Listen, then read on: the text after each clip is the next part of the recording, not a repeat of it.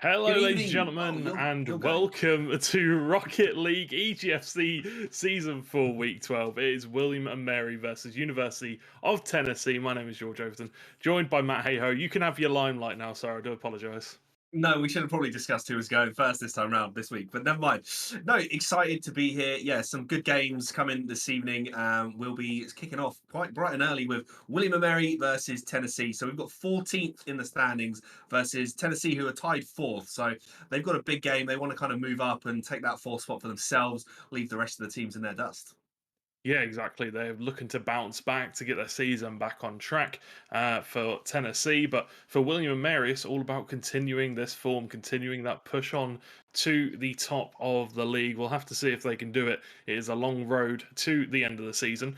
But for a team that, they're quite a few wins in, they're doing well. You got to think about the mentality behind keeping on succeeding, because William and Mary, they have such a winner's mentality. Yeah, for sure.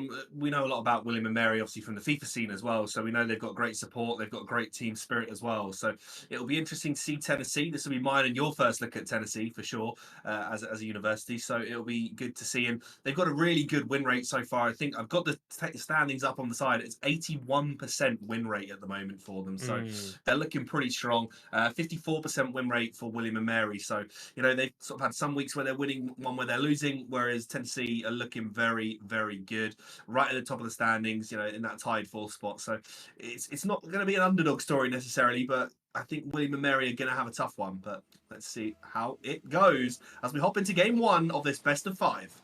Here we go. We are in game and underway.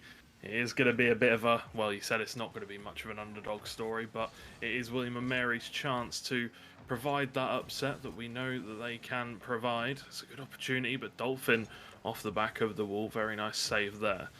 So it is going to be William and Mary in the blue and orange for Tennessee. Yeah, it's quite nice. I think Tennessee all round are just orange with all their colour scheme, aren't they? So they're fitting that nicely in game as well. But yeah, some good end-to-end action already here, and we're seeing Legacy with the long ball downfield there, and Mikey is going to pick up and sweep up. And it'll be good to see the rotations from a team, fighting at the top of the table as well, because I think the last game we did cast was two of the teams lower in the standings. So we are looking for Tennessee to show us some really, really good team cohesion and some really good plays tonight. Yeah, we'll have to see if they can do that as William and Mary. Potential chance for Dolphin to show off his mechanics, but couldn't quite get to the ball fast enough. Did struggle getting that air roll under control, but still William and Mary contesting some of Tennessee's plays, not allowing them to go straight forward. They are definitely posing some sort of a threat to them. There's Trimmy looking to go forward on that, looking to predict into the wall pinch, but couldn't quite do it. Legacy was there first. Yeah, Lexi getting up again as well. They're pushing all the way, running out of boost towards the end of that run. We're going to see Truth heading up for the contest as well. There's a lot of end-to-end scrappiness to their play so far, and the ball sort of it is really just going from one end to the other with no clear-cut chances just yet. We're coming up towards 2 minutes down already in the game, and we do get a chance here in the follow-up from Truth, and he's there. And William and Mary, who we said are lower down in the standings, they do have a relatively early lead in game one. Yeah, well, to be honest, they've looked like the more aggressive team so far. They've just come out, they've been pushing at the right times, they've been getting these nice little moments where the ball kind of lands in the middle and there's a little bit of a break in rotation. So they managed to find that space and they're doing well. Dolphin potentially could go up looking for the bump. Trimmy with a great save, but once again, William and Mary, they're testing Tennessee here.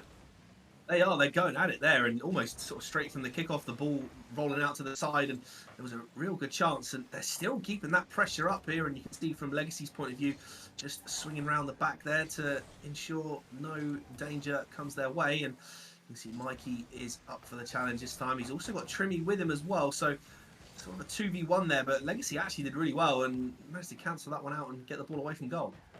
Yeah, straight back into Tennessee's half once again, exactly where they want it. Legacy looking to try and contest Trimmy there. Dolphin puts it up. And fairly easy tap away there for Mickey. Truth gets control of it, looking for that one-on-one dribble, but well defended once again by Tennessee. You can see all the good basics coming out from Tennessee so far. They're very good at rotating. They're doing a solid effort, but they just can't seem to get out of their own halves at the minute. Really struggling to deal with William and Mary's pressure. Yeah, it's a really good long clearance there that wasn't quite on target, was causing a bit of danger, and Legacy up nice and early there. Truth totally uncontested this time, and like you say, William and Mary constant pressure really here, aren't they? It's all at this end of the field, and Tennessee doing well, and Hermes is up. There's a good block, but it's not going to be enough. Just bumped into net there, and Hermes comes away with the goal, almost carrying it the full length of the field there. Yeah, really important bump there. Maisie got back in behind the ball. He did take him. Well, it was a perfect flick because he put the flick to a point where the ball wasn't going supersonic, and then he could get behind in front of the ball and just bump the player out of the way. Very clean mechanics, very nice shot to bring them level at 1-1. And now the question is, who's going to take the lead from here? Because if you look at it from this perspective, Tennessee have, they went a goal down, but then now they're back in the game. Can William and Mary do that thing again where they get themselves a goal when we really don't expect them to? Yeah, they obviously came out kind of all guns blazing, and they may be in trouble here, and there's no chance for Truth to get there. Trimmy has... no, it wasn't Trimmy, it was Mikey with the shot, wasn't it? I think we had Trimmy's point of view right at the end there, but beautiful. Mikey lofting that right up, and Truth couldn't get there. I don't think there was any contact from Trimmy just underneath. But yeah, just like that, Tennessee have turned it around. They were 1 goal behind. They're now 2 goals to 1 up. So they haven't let that early pressure kind of get to them. And Tennessee have now shown why they're 4th in the standings. They are going to look to capitalise again. And Mikey scores. That's 2 goals in 9 seconds now for Tennessee. Look at this for a pass from Hermes once again. Look, just pinches it off the wall. Very, very clean. Didn't expect the pace on it, William and Mary, and just able to tuck it in to the back of the net. Great pass. It really is all about the pass, but the finish to be there on time, obviously very important too. So now William and Mary's 2 goal down. Can they find a way back into this game? Dolphin looking for something cheeky. Trimmy there to make the save, but denied by Mikey. A great opportunity for William and Mary, and now Tennessee looking to counter-attack. Dolphin, though, back in his rotation, making sure he can get there. Is in a bit of a precarious state right now. Truth manages to get the pinch with him, and some sound defending from William and Mary. Yeah, it was also really good defending, really good defense there from Tennessee. It was really, really good opportunity. There was just enough on the line. I think, was it Trimmy on the line that sort of knocked it up just above the crossbar. And then I think it may have been Mikey, it may not have been, came flying in out from nowhere just to ensure there was no follow-up as well. So William and Mary still knocking on the door, but Tennessee are standing strong. 3 goals to 1, only 20 seconds to go. It's not an awful lot of time. You need to get 1 and then play a bit of keepy-uppy with the ball, don't you? And it might actually end in disaster here. And I tell you what, I thought there was going to be a potential block on the line from Mikey, but he's just done a little bit of a backflip there and tucks it in. Lovely strike from Hermes, and Mikey's just there. Look at that. Absolute precision. Absolutely perfect. And that is the reason why they are chasing down the top spot in the standings. It is ultra clean, smooth Rocket League, and it is just done absolutely perfectly there. We've seen it time and time again, the link-up play, and now Trimmy looking for something a little bit fancy, can't quite make it work. Mickey going to put it back in that area, and that will be the full-time whistle being blown. And, well, they're going to keep it up for a little bit longer. Maybe even looking for another goal. Yeah, the thing with Rocket League, obviously, when the timer hits 0, then this will be basic for viewers of Rocket League. The ball just about to hit the back of the net, but obviously as it hits the ground, it will be William and Mary 1, Tennessee 4. And the thing with Rocket League is you do have to play until the ball hits the ground. It is a complete basic. Although the timer hits 0, time is up. You do have to keep on playing until the ball, either hits the deck or goes in. So we do see plenty of goals, whether it be a winning goal or a goal that takes it to overtime. So yeah, it's an interesting one, and it's a shame that William and Mary started so strong, but Tennessee, didn't let that get to them. Took them a couple of minutes to get into the game, but yeah, they run out 4-1 victors in game 1. Yeah, William and Mary did well. They went a goal up, but they just couldn't cope with the overhanging, the looming threat from Tennessee. It was always coming. You could tell the rotation was sound in the early knock-ins of the game. It wasn't necessarily a lucky goal from William and Mary, because it definitely wasn't. They deserved that goal. They looked strong in the early knock-ins, But I would say that you could see that it was written in the stars, I guess you could say, for Tennessee in game one. Getting into game two, do William and Mary have what it takes to find what they found in the opening moments of that game one? Can they replicate it for the whole game? Because that is what it's going to take to beat University of Tennessee. They're an incredibly talented team, and you can see it here. Timmy, just absolutely brutal.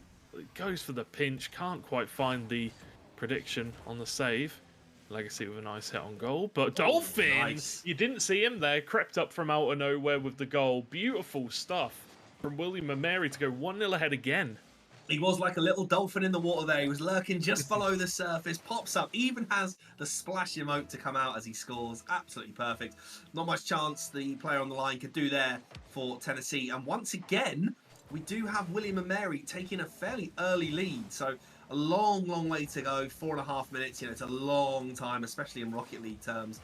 Can they, it's not even can they hang on, because they had, like you said, George, so much pressure in the early knock-ins of game one. They just couldn't find any extra goals. So they're going to just need to see if they can pick up more than one this time. They're going to want to try and get a couple early on and then see what they can do from there. Legacy with no boost, unfortunately, that time. Dolphin chose to be the one to push it.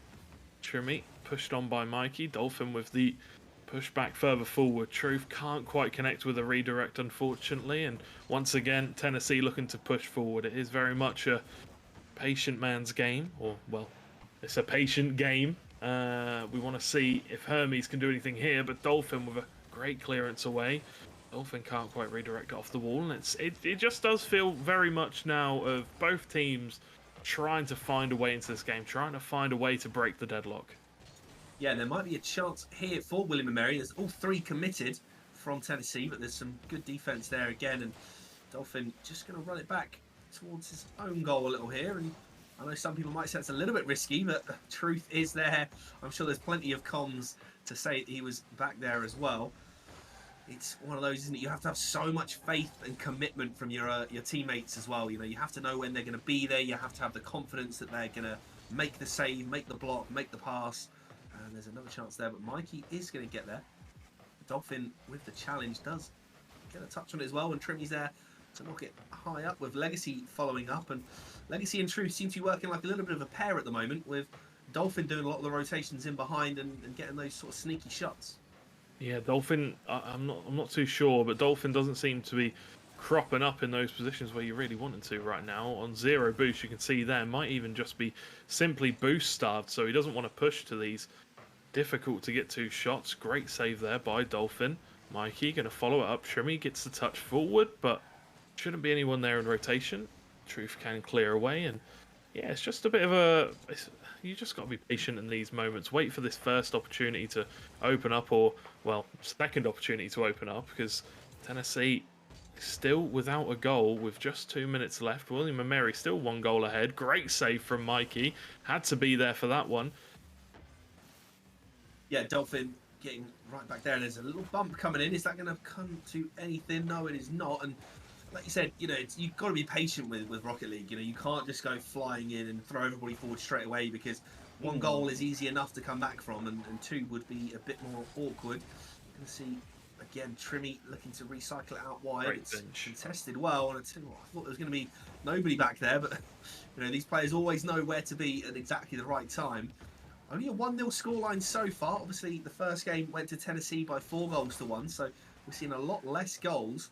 Still not too many big chances, but a lot of contesting kind of in the midfield. Yeah, definitely. Chance Legacy was mid-air, couldn't quite direct his car in the right position.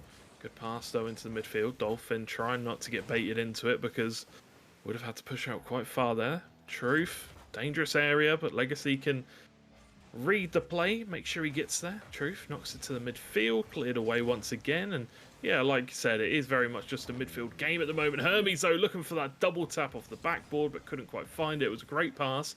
Dolphin going forward, looking for some fancy 360. Oh. That would have been pretty nice.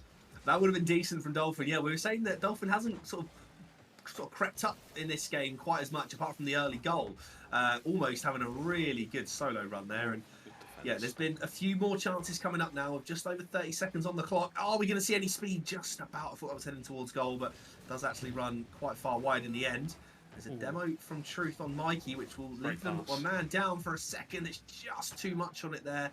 Trimmy does enough just to ensure no one's following up. And Trimmy now with a demo on Legacy. And, you know, those respawn times from demos, only a couple of seconds. So, you know, if the ball's at one end of the field and you get demoed, you're okay. If it's near your own goal, your team will be in trouble. Just 10 seconds to go now. Tennessee need to find something. It's going to be now or never. Is it going to cut? Doesn't look like it. That is going to be... Oh, no, ball has been kept up. There's still a chance. Rule 0 in play. Nobody can break it. Legacy, no. Touches the ground. Was looking for the sick aerial play, but William and Mary defying the odds. They don't care where they are on the table. They don't care who they're playing against. They're still going to play the best Rocket League they possibly can, and they played it there. I guess you could say a bit of a defensive masterclass. They scored the early goal, and then they just defended it out. You know, if you're 1-0 up and you can defend really well, it doesn't matter. Yeah, I think it was almost not like they sort of parked the bus, was it? But you know, they defended very, very well. There were still a couple of good chances there, and it's one of those things. I suppose in Rocket League you can't sit back and just defend because eventually you're probably going to give up a goal for free. So you know, you do need to keep on pressing, keep on going up for every contest. We saw a couple of good dribbles as well there, and we almost saw Dolphin go for a really good dribble through at one stage, but not quite. Yeah. But they did enough. They did enough, and that's all that matters. And now we are tied at the series at 1 win each. Obviously, it is a best of 5, so it's first to 3. On current form, we could be going all the way to the end. I'm just having a quick look at the week 2 actually of EGF. And in week 2, William and Mary actually did beat University of Tennessee. It went to the final game. All 5 games were played out. And William and Mary won after reverse sweeping them. So you never know. You really do never know. Maybe they're crutch. Maybe University of Tennessee just can't figure out William and Mary. Who knows? Yeah, I mean, every team has that kind of bogey team, don't they, as we like to call it? You know, the team that they just can't seem to get a result from, a team that they struggle to beat. And, you know, maybe William and Mary are that team for Tennessee, but still a long way to go. William and Mary have to stay positive. They've just come off the back of a 1-0 victory there. So, you know, they've scored in both games. They got a clean sheet in there, got a shutout. So Tennessee not even able to score in the second game. Yeah, I guess, but at the same time, you know, you think to yourself, oh, we only scored 1 goal. How often are we going to be able to keep Tennessee out to 0 goals? And I guess you've just got to remain positive and remember and be positive with the, you know, your game sense and the game style of your team. You just got to stick to your game plan in those kind of situations and just hope that will get you through it all, because, well, we've seen here in these games so far tonight, William and Mary are clearly a very good team. Very good at defending. Yeah, and there's another chance there. I thought Trimmy might have got something off the wall there. It was a really good play up high, and there was a relatively simple save in the end. And there's a lot of contested battles. We've already seen a couple of demos in this one, and there's a tap off the bar, and there's a follow-up as well, and it's Dolphin coming up with the goods. First shot of the game and first goal. And William and Mary, for the 3rd match running, have taken the lead against Tennessee. You wouldn't believe they're 14th in the standings and Tennessee are 4th, because they've taken the lead in every single match, and this is the 3rd of the best of 5. So, you know, they've scored first 3 times in a row, which is a pretty good stat to have tonight. Yeah, it's absolutely brilliant, and there's another chance there for Truth. Can't quite find it. Legacy, though, puts it back in there. Trimmy there to clear away for Tennessee. And yeah, it's an incredible... Well, it's just straight up incredible, isn't it? Because we really did not expect William and Mary to put up this kind of a fight and to play as well as they really have. It's, yeah, really good, clean Rocket League from them, and Tennessee just can't seem to break their lines. You know, we're just not seeing too many chances come out of Tennessee so far. They get the ball back in William and Mary's half, and then they kind of struggle to keep it up there. William and Mary just keep pumping it back and putting so much pressure on it. It must be difficult to play against. Very difficult. Yeah, I think they've just got enough. They've always got someone on that rotation, haven't they? You know, they've got Dolphin back, and then I think they've got Legacy was hanging back that time. So, you know, there's always somebody that's... It's not necessarily playing sort of super defense, but, you know, they've got a player that is sat back all the time just to make sure. So they're just ensuring that they're solid at the back and nothing's going to come through. It's a really good finish from Hermes there. Drills it in below, I think, was it Truth at the back there? Just couldn't get up. No, it wasn't Truth, it was Legacy, and it was just not right below. beautiful awareness there. Saw Legacy coming up for the contestant. Yeah, low down, bounces it underneath. And yeah, just like that, we are tied again at 1 goal apiece.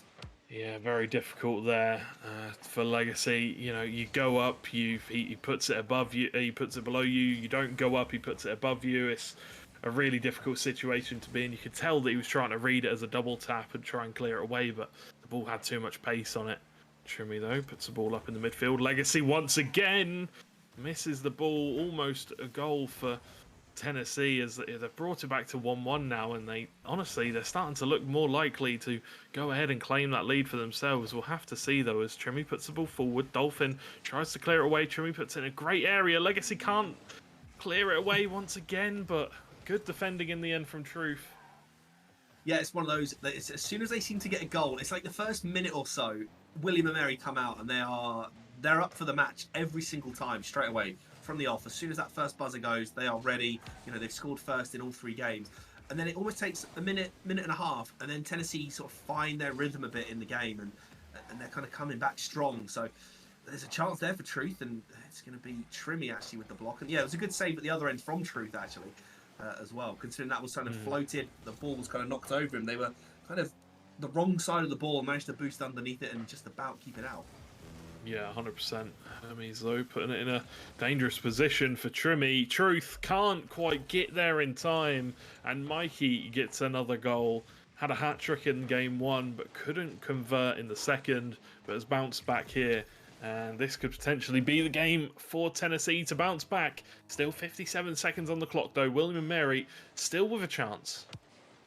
Yeah, still with a chance, and you know they've kept up their sort of pattern so far. They've scored first in every game. They've only scored once in each game so far, though, so that would be the only concern for William and Mary so far, is just not their lack of goals necessarily, because they're doing well to score in every single match, but they just need to press on and figure out how they can get more than one. And there might be a chance here. It's another good save from Hermes. He's up there, and Legacy might steal in, but just can't make connection. There was a couple of players up for the contest there, and maybe just anticipating someone else getting the touch. Is Dolphin going to land on it?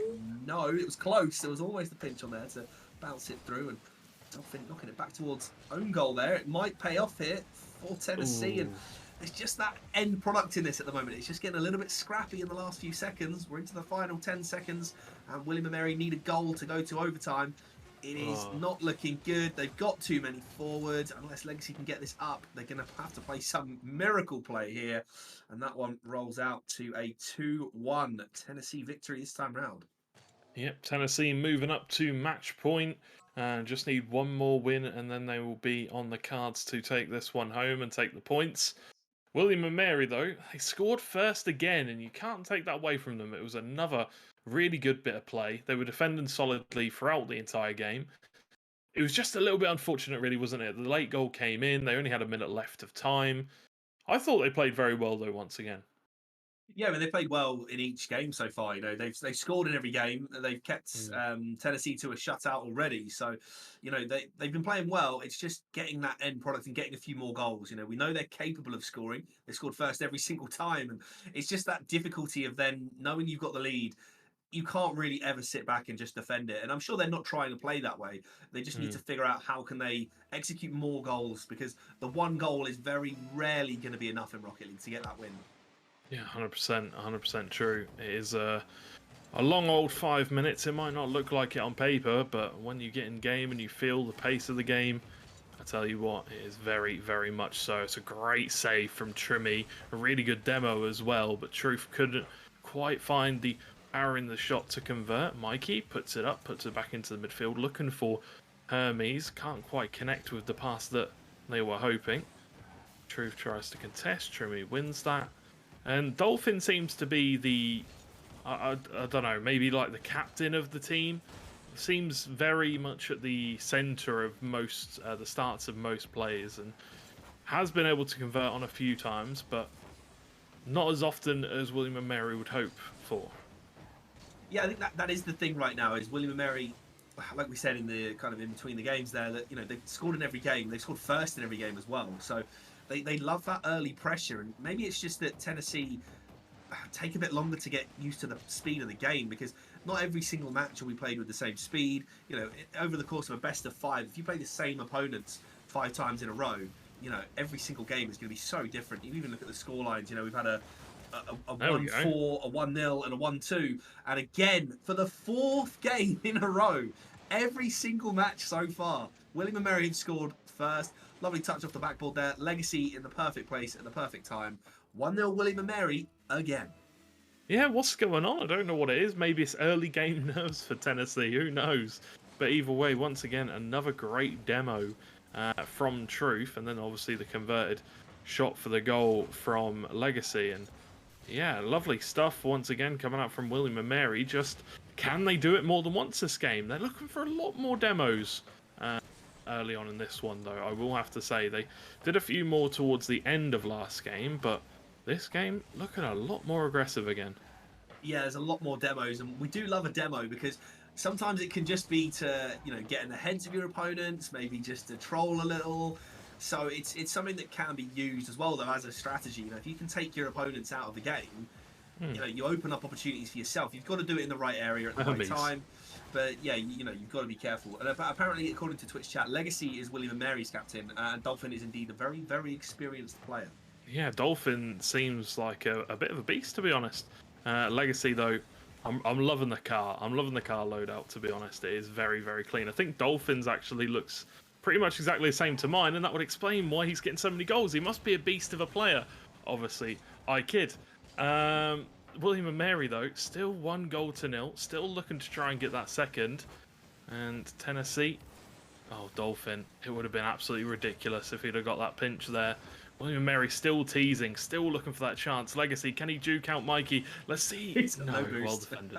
No boost. Yeah, no boost. It was just that kind of trying to switch up left, right, trying to give him, not really the eyes, give him the wheels, I guess. But yeah, couldn't quite find his way through. And it's one of those things, you know, you get into a great position, you're out of boost, and there's absolutely nothing you can do because, you know, the base speed of the cars is just nowhere near enough to do anything, really. And there might be a chance here. Legacy can't do enough.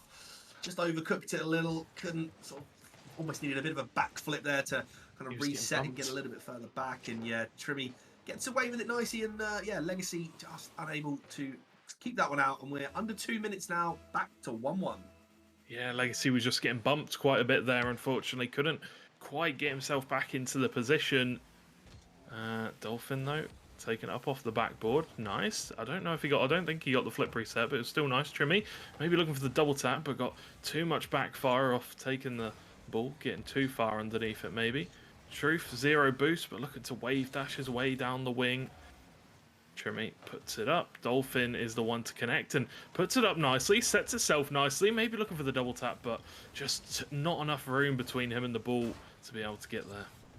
Yeah, one thing I'm noticing with Dolphin, actually, is Dolphin seems to be in this game preferring a lot more kind of aerial play, knocking the ball up rather than, you know, across or downwards. It's kind of keep the ball up high, looking for maybe a set off the backboard there, but yeah, just can't seem to find it at the moment. We're really tight in this game at 1 goal each, and just coming up to the 1 minute mark now. Remember, this is match point for Tennessee, so if they do win... Oh, there might be a chance, though. Oh. Hermes on the line, last man standing. Yeah, great defending once again coming out from Tennessee. I thought that was going to be a sure thing on that goal. Trimmy knocks it up. Can he get there first? Of course he can. He's really, really quick here. Can he get up for the aerial, though? Dolphin bats it away. Hermes is there to read it. Gets the 1-2. Truth knocks it down. And yeah, once again, just both teams defending well, trying to find that goal to potentially, well, you'd like to think so, with just 25 seconds to go, to win them the game. Yeah, I think I would actually love to see William & Mary get this goal, though, because this has been such a great series, and they may well get it. Legacy is flying down, but no boost again, runs out at a crucial time, and Dolphins up high once again with those aerials. There's 2 players challenging, 5 seconds on the clock. It's going to be now or never. It will be Truth with nobody down. Nobody down for Tennessee. They both got the contest. I think they actually bumped each other as well. There was a demo in the corner from Dolphin, actually, that was kind of off screen there, that has probably set that goal and ensured that one coming home. William & Mary 2-1 up, 2 seconds to go. Absolutely beautiful stuff coming out from Truth, and there it is. William and Mary win game number 4, and it looks, well, it doesn't look like it. It definitely is going to the 5th goal. We are going to get a best of 5. We are going to get the full game 5 experience. The question is, who is going to take it home? Both teams have looked incredible in the games they've won. Both teams have even looked great when they've been losing. The question is, Matt, who do you think is going to take this one home? It's difficult. I mean, if you're a betting man, you'd have to say William and Mary are going to score first again because they've done it in every single game so far. We're on to the 5th. If they score first again, I don't know what to say. I guess all we say to Tennessee is just sure up your first 2 or 3 minutes. That's all you need to do. Probably not even 3 minutes, just your first minute and a half, 90 seconds to 2 minutes. It's all been William and Mary every game so far. You know, they've scored first in every single one. They haven't scored a lot of goals, William and Mary, so that'll be the only concern. They scored, 1, 1, 1, and 2. But that one, the second goal there coming was beautiful demo from Dolphin. It was actually off screen. We missed that while it happened live and saw it on the replay. But here we go, ladies and gentlemen. It is time for the final game in this best of 5 between William and Mary and University of Tennessee. Let's see who is going to be able to do it. Legacy once again in the midfield area. Dolphin goes up for it. Nice attempt. Can he get the redirect off the wall? Can't quite do it. Looking to try and set it up for his teammate. Truth receives well down the other end. And William and Mary starting things off brightly on the front foot. The University of Tennessee will get their opportunity to. It's a nice touch from Dolphin. Hermes clearing it off the backboard. And yeah, a fairly a normal start to this series. Yeah, it seems that way. William and Mary just seem to love the opening 90 seconds, I think. They're just kind of all over it. They come straight out of the gate. They're not hesitating anything at all. And I guess that's another thing you've got to have. You have to have that commitment. If you're going to go up for something, you've got to follow through, regardless of any other challenges. Dolphin off the backboard, and Trimmy reads it well. Trimmy might be able to force it down the other end of the field as well. Legacy does miss that one, and there's going to be the first goal this time going the way of Tennessee and Hermes. There was possibly a little mistake there from Legacy. Went up for it, got a bit underneath it, maybe a bit too far away really to make any impact. And Hermes there, empty net, easy as you like. 1-0 Tennessee for the first time in the series. Yeah, well, if you were a betting man, you would also be a very silly man because William and Mary have not scored first this time around. Good demo. Mikey can get there, but Tennessee should be able to get the rebound, should be able to get the following chance. Mikey pushing into 2 players. William and Mary just can't seem to clear it away fast enough right now. Not getting much tempo behind them. Legacy of a good hit, but once again, Trimmy there to receive. Good pass, but unfortunately, Mikey can't quite get on the end of it. Dolphin can't get... Look at this. The William and Mary players just fumbling right now, trying to get the ball away, and surely Tennessee are going to punish them sooner rather than later. It does look like it is... Well, it's all Tennessee at the moment, isn't it? Yeah, William and Mary there just having a couple of contests completely missed. Communication going out the window potentially there for a few seconds. Maybe just been rattled by the goal that's been conceded. They know they're up against it in terms of the standings. There might be a chance for Legacy, but can't make contact. Bit of an awkward one. We've seen them making those contacts all night, but yeah, maybe it's just kind of the best of 5. This is where the players really need to get there. And Dolphin's trying to do it all alone, hangs it up. There was no boost to really make anything effective happen, and it's cleared off the line. Legacy puts it back in the middle. There's no one up there, and Mikey's able to get rid of it, and Truth is out the boost. Yeah, it was a good pass in the middle, though. It had a good opportunity to get the redirect. Trimmy, though, reads that one perfectly. Truth also does so with some good defending. And, yeah, it just seems like at the minute, Tennessee are just getting the ball bounced back to them quite kindly. William and Mary can't seem to follow up on a lot of their passes right now. Still plenty of time left in the game, though. Legacy with a good, really nice demo. Truth can't quite get the power on the pass to get it to Legacy. Dolphin, nice little redirect. Going to force Mikey to go for it, but well defended and a great save once again. Legacy just flying through the air. And, yeah, back in the midfield department once again, where Tennessee look to go on an attack. Yeah, there's a chance here for Dolphin. It's going to take something special to get all the way and almost gets there. Truth follows up, but gets a little underneath it. It was hotly contested. I'm not sure who it was, and Legacy is back there. Yeah, we've seen Legacy a few times kind of going up to challenge and, in the wrong position at the wrong time. It was a lovely demo there, but just inches wide, maybe a ball width away. Dolphin looks for the flick up. It's just going to come off the side, and the follow-ups aren't there. Truth looking to knock it back to the middle, and once again, Tennessee defending in numbers and defending really well. Yeah, defending really well, but William and Mary now, they need to hang on. No more goals can be conceded, and they need to wait for that opportunity to get that attack off. Dolphin looking to go forward, but Trimmy is there on the rotation. Got plenty of boost, got plenty of time. Good touch there from Hermes. Gives it to Mikey. Truth manages to read that one. Legacy, nice shot, but unfortunately couldn't quite get there on the follow-up. Not the greatest clearance from Trimmy, but Hermes is there to redirect it. Dolphin could go up for this aerial. Mikey already there, looks to contest it. And yeah, right now, it is just a lot of, contesting of balls, passes not quite hitting their targets. We just need that one final big attack from William and Mary. They need to push it over the line. The question is, can Tennessee get one more goal to seal the deal?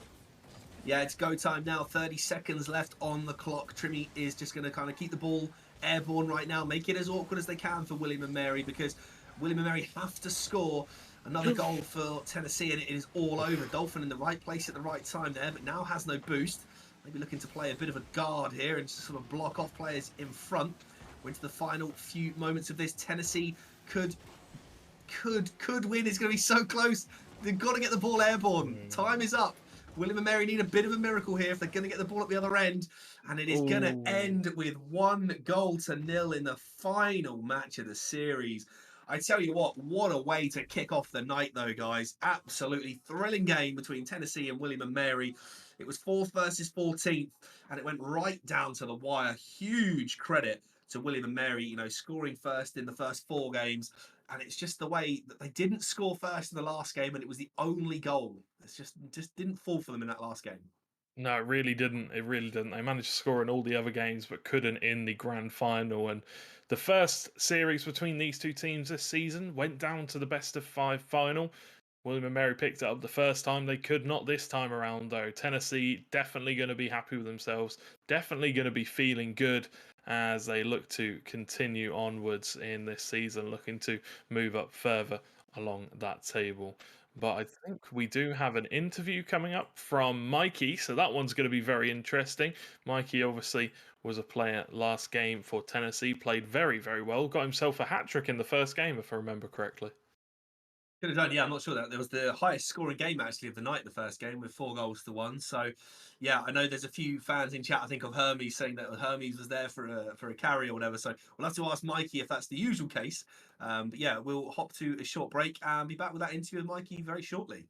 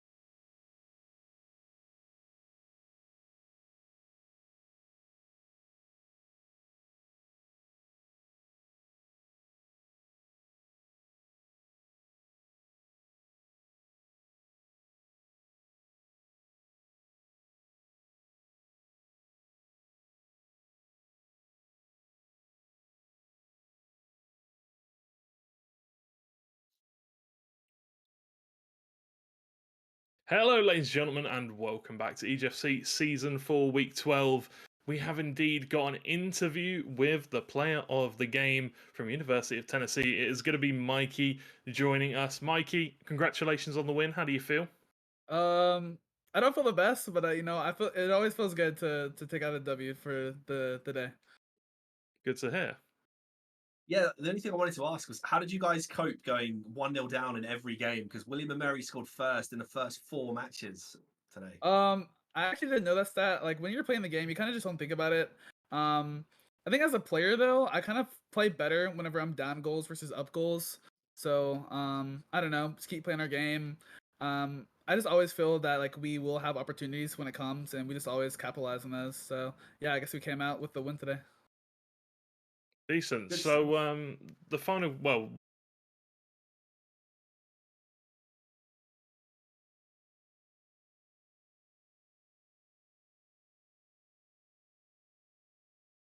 throughout the season? Actually, we've in the last EGF season we played William and Mary. I think only once, and we lost to them too. It was a reverse sweep, and then we played earlier, last was it semester, and we got reverse swept again, and then we played scrims, and we lost in scrims again too. Ooh. So yeah, so I don't know what it is with this team. On record, they're not as strong as we are, I don't believe, but I don't know. They're just something about them is just they have it out for us. So I don't know what it is, but man, it's just like it feels good to take out the W. Yeah, for sure. I felt like you played well throughout all the games, regardless of what the score was. I thought both teams showed solid fundamentals throughout both of the games, and yeah, it was very interesting to see how it played out. And thank you very much for taking part of the interview, and congratulations once again on the win. Is there anything else that you want to say before we send the lovely viewers home, Mikey? Yeah, shout out to William and Mary. It's always fun playing them. They're always so sweet, so competitive. So I always shout out to them. I shout out to my team for carrying me through those matches, and then I shout out to my mom and Ariana Grande for pulling us out to the win today. Well, thank you Thank you, very guys. much, Mikey. Thank you very much, mate. So, Matt, what a fantastic night of Rocket League for us once again. How have you enjoyed it? Yeah, absolutely great game to kick off the night. It's always great to go to a best of five, come down to the final game. It was tight all the way. But yeah, Tennessee are going to move on. They were joint fourth. They're going to be moving on. Hopefully, they'll sort of sit in maybe like fourth or third now on their own as well. So, but yeah, that's it from myself and George. So take it away, George. Yeah, it's been a cracking night for us, but we do have more Rocket League indeed coming up for you, ladies and gentlemen. We've got Southern Utah versus UT Arlington coming up after this break, and Septilence and Tenric will be taking over from ourselves. So once again, thank you very much for watching. Hopefully you have enjoyed it, and we'll see you again same time next week, same place.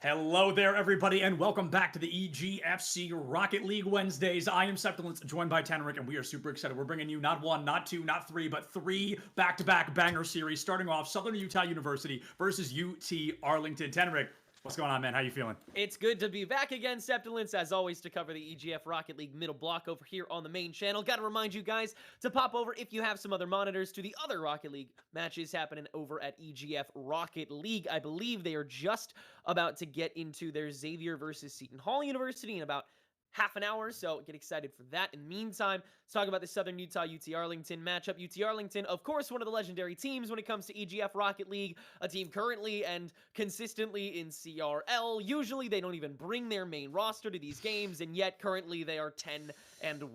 Yeah, UT Arlington comes out strong here in the EGFC, and we talk about this every time we see them, is they live this legacy even outside of Rocket League. Here at the EGF, this is one of the strongest programs we have on consistency, and it's amazing. Oh my god, I started to lose my voice a little bit. Southern Utah University, though, definitely coming out swinging, trying their best to find opportunities to strike, to find a little bit of momentum and power on their favor. And if I'm not mistaken, not doing too poorly this season either. Yeah, they haven't. They had a really rough go at it in the earlier part of the season. A lot of forfeits that they were forced to, actually, on top of just a lot of tough matchups. But in this second split, they've actually popped off a little bit. They were able to find a win last week up against Washington State University. That was a 3-0 dub for them. So that already puts them into some middle of the pack status to find a game like that. We're able to put one up against Montana 2 weeks ago, and the week before that, in week 9 on February 1st, they played against William & Mary and were able to get a game on them. So again, solid performances against some solid teams, but never a chance this split to really break into the upper echelon. Yep. Arlington is certainly an opportunity to try and do that at the very least. Sambo wants to give UTA some space early, but D-Town there to shut down that early offense. 15 seconds off the clock. UT Arlington looking for that first goal, and that's something we'll often see from a team like Arlington, is they'll score early and then just kind of stagger that lead as long as they can. But if you can shut them down like Southern Utah is for the moment, you can keep it into 0-0 long enough to maybe sneak in a goal of your own. Great aerial gameplay from Adverse here. D-Town, they're to block out that goal once again. Great preventative play to start things out coming from Southern Utah. They're playing at the same pace that Arlington is, which is a must for this matchup to work. You don't want to devolve to a shootout against a team that is so good at shootouts. Yeah. Arlington taking the ball back from their side. Silent, a bit of a miss here, whiffing to the corner. Nava not quick to it, though. Southern Utah support system continuing to rage on as this first minute ends. And Silent actually has a boot into an open net. Southern Utah finds the first goal of the game. Silent will not go silent through game number 1. Going to actually be the first to make some noise. That first goal on the board puts UTA in a spot they're often not familiar with, is being down on a game. UT Arlington, what did you say, 10-1? This is a team not very used to losing, and I'm certain they don't want to get any more familiar with it here tonight.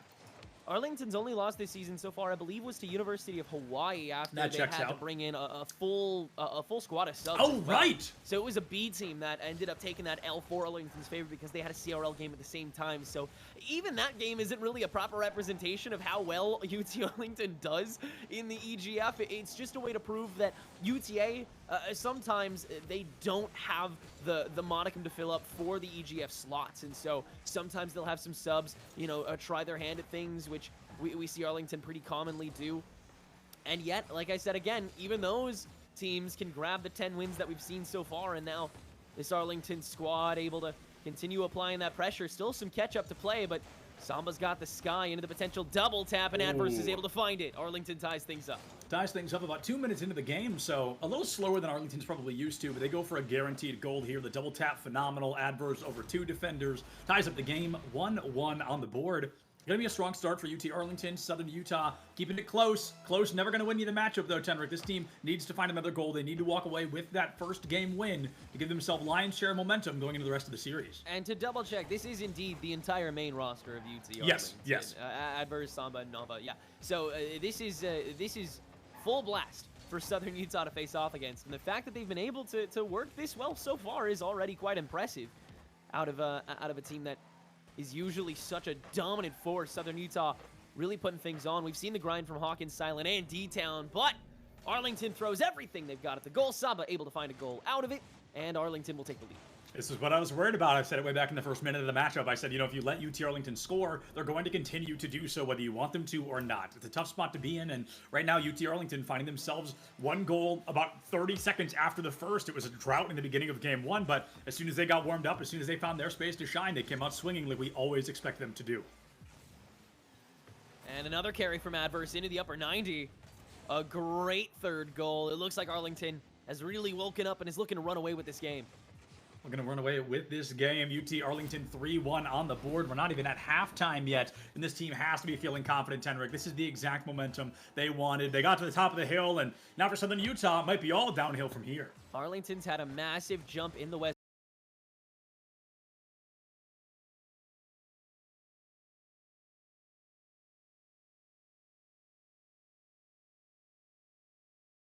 overperforming their own standards are quite high on that front, on stream. So all that pressure to deal with in the first place, working out pretty well for them so far, and they don't look to stop now, especially in this EGF, which, like you said, Arlington has maintained such a dynasty in just about every game at some point or another. In Rocket League, their royalty in Smash, they are deities as well here in EGF. So much to show for all of the effort that they put into this esport program. Southern Utah has gained a lot of ground back, though, and have been able to maintain possession for a while. Arlington has slowed down the gameplay to focus a little more on defense, but even that doesn't cover all the bases. Samba can race back in time to prevent D-Town's first attempt at goal, and the cycle is not there to continue after Arlington leaves themselves a bit too open. Another boot by D-Town, shut down again, and Southern Utah running low on opportunities and time here in Game 1. 90 seconds left.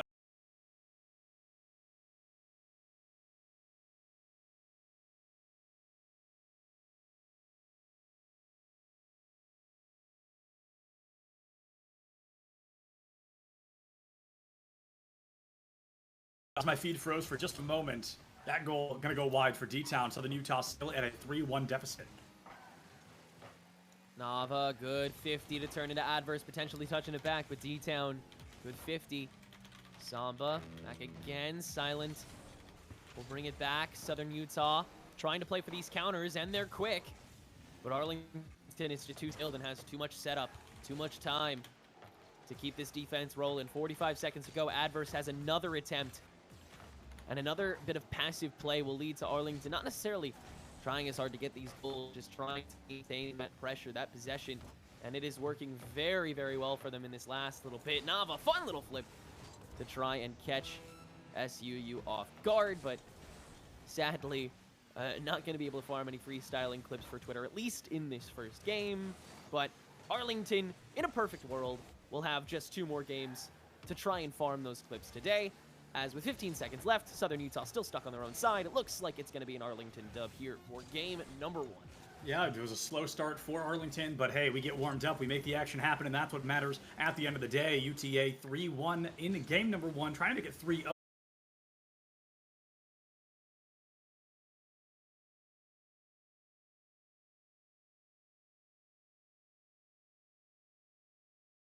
At least 2 more tries to strike. Southern Utah made UTA bleed early. They found a goal, so they saw there is an opportunity to strike, but UTA Arlington adapted fast enough to make it very difficult for Southern Utah to keep up with the pace at play. Just really able to smother by the end of that game and see how that momentum can carry going forward. But we've talked about Southern Utah's players a good amount, and we've seen nothing but improvement from them. They know how to get reads on players pretty quickly. They know how Arlington operates. They have watched and played against this team numerous times already. And so that adaptation, especially with how well they performed against the Pacific coming from Arlington, I mean, they were able to maintain possession for a good couple seconds at a time. I think they had a solid like 45-second possession in that last 2-minute area. So I'm excited to see what Southern Utah can carry into it, but you cannot allow Arlington to find anything. You can't hand anything over because they will run away with it so quickly. Yeah, absolutely. We got the perfect example of that. It was like, okay, you scored once, and then all of a sudden there were 3 on the board in less than a minute. It's not the momentum that they wanted to bring to the table, but it's the momentum they unfortunately brought to the table. UTA, first game win on the board, and Southern Utah finds themselves in a very advantageous position to maybe score first once again. It was definitely a good way to catch Arlington off guard. We saw them wake up a little bit more over the course of this game. And so giving Arlington that wake-up call a second time, definitely a statement piece that could be made. But now that Arlington has warmed up, now that they've taken this first game, now that they realize this matchup that they've got, Arlington is able to continue to defend and maintain the lion's share of this first minute of possession. Attempted setup will come through. Adverse able to blow by 2 to find that goal. The goal comes out notably earlier than back in game number 1. It took Southern Utah, I think, closer to 90 seconds to find that goal early, but Utah only 45 seconds have passed, and they put themselves in the lead. This team, I mean, raw momentum-based team, the second they get an advantage over you, you bet your bottom dollar they're going to take it and most likely keep it.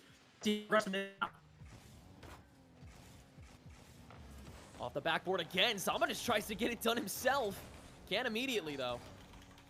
Southern Utah continuing to have to defend, though. Arlington has such a solid command over this match so far. And Southern Utah, they're coming with some more ideas. They're coming with some more creativity, but Arlington's mechs are just looking better by the second, and that matters so much more at this point. If you can't match the neutral for the neutral, if you can't match the interaction for the interaction, then coming up with new ideas will be irrelevant. Samba will finally find his first goal of the game after Adverse decides to hand things off from the triple tap off the woodwork. Not even 2 minutes off the clock, not even close. Hardly a minute has come and gone, and UTA absolutely just trial by fire here. It took them a moment to warm up, but once that moment passed, this team has continued the pace we expect. And it's fascinating. There's a lot of teams here in the EGFC where we see kind of that whole W play style, where they're constantly in your face, they're constantly hyper-aggressive, and the teams are often very high scoring. We consider them some of the best in the program, but UTA doesn't really live up to that same expectation of constantly holding W. Their defense can perfectly match their offense. They can adapt at the drop of a hat, and I think that's part of the reason they can be kind of a sleeper team, so to speak. When we talk about the high plays, the high stakes teams, we don't really talk about UTA because, well, they're not as flashy. By golly, they're just as, if not more consistent than some of the teams that we talk about being at the top of the roster. Couldn't be more true. Arlington's just good. Simple as that. Real. They're always a team in the conversation. They're always a team that no one can really doubt on the day. They will always get the job done. Sometimes they'll lose, but they lose to better teams. They never lose to worse teams. Yeah, right.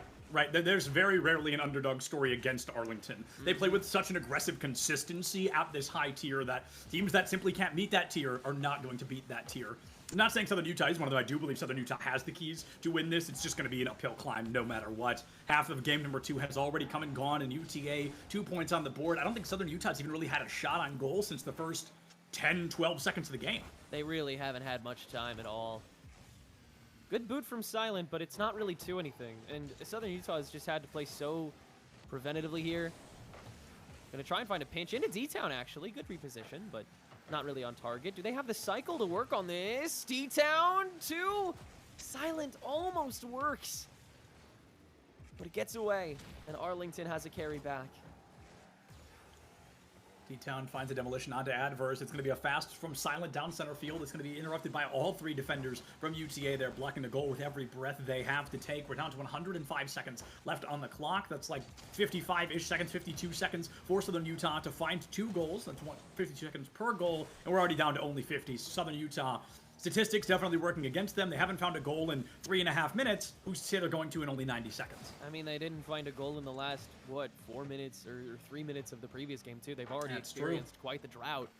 And Arlington is just looking to continue that. They have the agency to not have to completely, but Southern Utah on the verge of having a 9-minute strong drought of goals if this continues. But weaving through at least a little. Samba can't get a full boom, so has to try and double commit to it, but D-Town chows. Silent, great take from center stage, and no one is free to defend on that arc.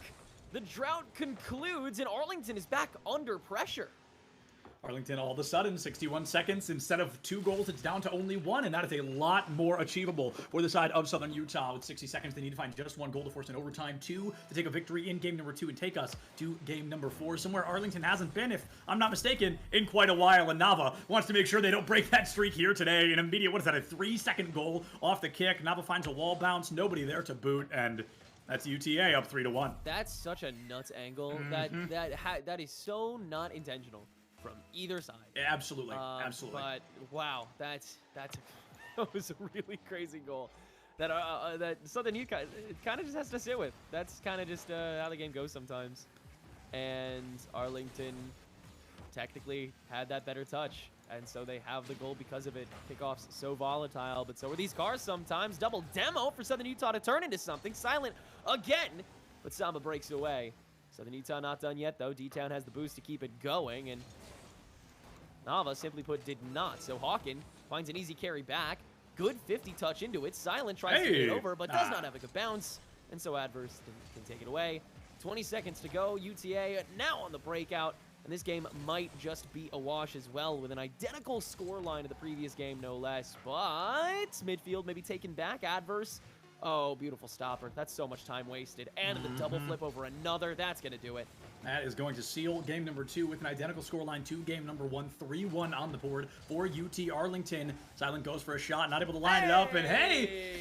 Oh, Tenric, you know what that does? That hurts, because if you go back to that goal that nobody meant to score, this would have gone right into overtime, but UTA, thanking their lucky stars, they got that goal earlier. They win by just a single point, and they're only one game, a hypothetical 5 minutes away from winning a 3-0.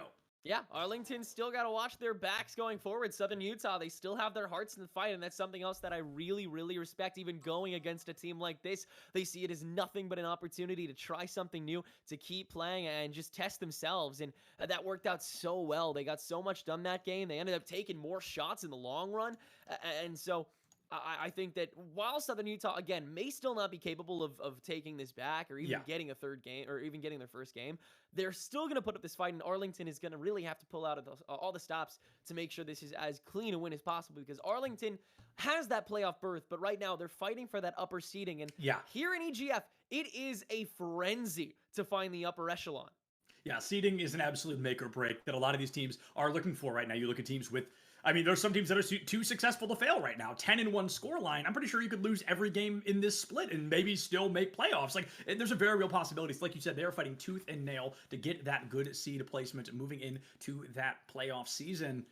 Trying to put a 3-0 on the board. We know that if it comes down to a tied win-loss ratio, it will go to score differential against your opponents. So UT Arlington, the more points they can put on the board, the better. They've got one more game to really try to rack up some extra points. Yeah, going arounds and then by score. So being that team that is around the middle of the pack, a lot of teams are going to have a pretty similar record to yours. So you really want to get your licks in while you can. And if you're swept, you want to make it close, which so far Southern Utah is. They're going to try and make sure it's not a sweep, obviously. But if they are, then this isn't something to really cry about, because you get your matchup with Arlington out of the way before the real tail end of the season. You're able to keep your standings relatively afloat after this matchup if Arlington is able to take this victory now. But again, that is not so easy. Some postpartum aggression from SUU to start things out. Samba will carry it back, though, has the flip to the corner. Adverse is a little too ahead of it, and so has to reset things for UTA. The reset comes out for UTA, nearly a minute off the clock. They'd found a point already here in game number 2, but game 3 maybe just a wee bit slower. Samba whiffs the goal. It falls a little short, and we do hang out at that 0-0, but UTA living in the front line of Southern Utah here, living in their back third and trying to find a goal to put themselves in a possible winner's chair with a 3-0. Hawken, phenomenal shot, crossbar a little too low, and it does box it out once again. Phenomenal air dribble play from UTA, past all 3 defenders and Adverse. Sinks it in, 1-0 on the board. Wow, wow, wow. That was absolutely beautiful. D-Town, unfortunately, unable to follow it properly. Did a really great job. Got down with it, but just a little too late. Yeah. And Adverse escapes with that first goal of the game once again in less, or in a little more than the first minute here. Oh, Hawken, bad chow. Same with Silent. It's down to D-Town to defend. Will do it for now. Arlington having the first say. Need to hold on to this lead. They're going to try and extend it here now. Looking to extend the lead is exactly what this team wants to do. We talk about their consistency. They take a lead, and they tend to just keep it until the game comes to a close. They've got a 1-point lead already, but as we all know, all our Rocket League lovers, we know that a 1-point lead is hardly a lead at all, because the moment your opponent scores, you find yourselves back against the wall. It's a tied game, and you're essentially reset down to that 0-0. 2 minutes off the clock. UTA looking for that second point to feel just a little bit better of their odds of winning game 3. Adverse putting it up. Once again, some time burned away for Samba to make it back. And the cycle can begin again. Adverse unable to follow again. Southern Utah's done a great job of being able to juke Arlington out just as often as vice versa. But Adverse against the world, and Silent has such a good drag, forced to Nava to take it back. Southern Utah really able to do this dance. D-Town has an opening, and will find the first goal for Southern Utah to tie things up. Here we go, a tie-up a lot earlier than we needed one. The only tie we've seen was back in game number 1. It was a 1-1 where UTA met Southern Utah, but this time Southern Utah is taking the reins. They put that goal on board, and D-Town really trying to deadlift this team at least to a game number 4. Has the entire second half of game 3 to try and make that happen. Does this light a fire underneath UTA? Are they going to try to answer as fast as possible to dismiss any hopes of Southern Utah trying to win this game?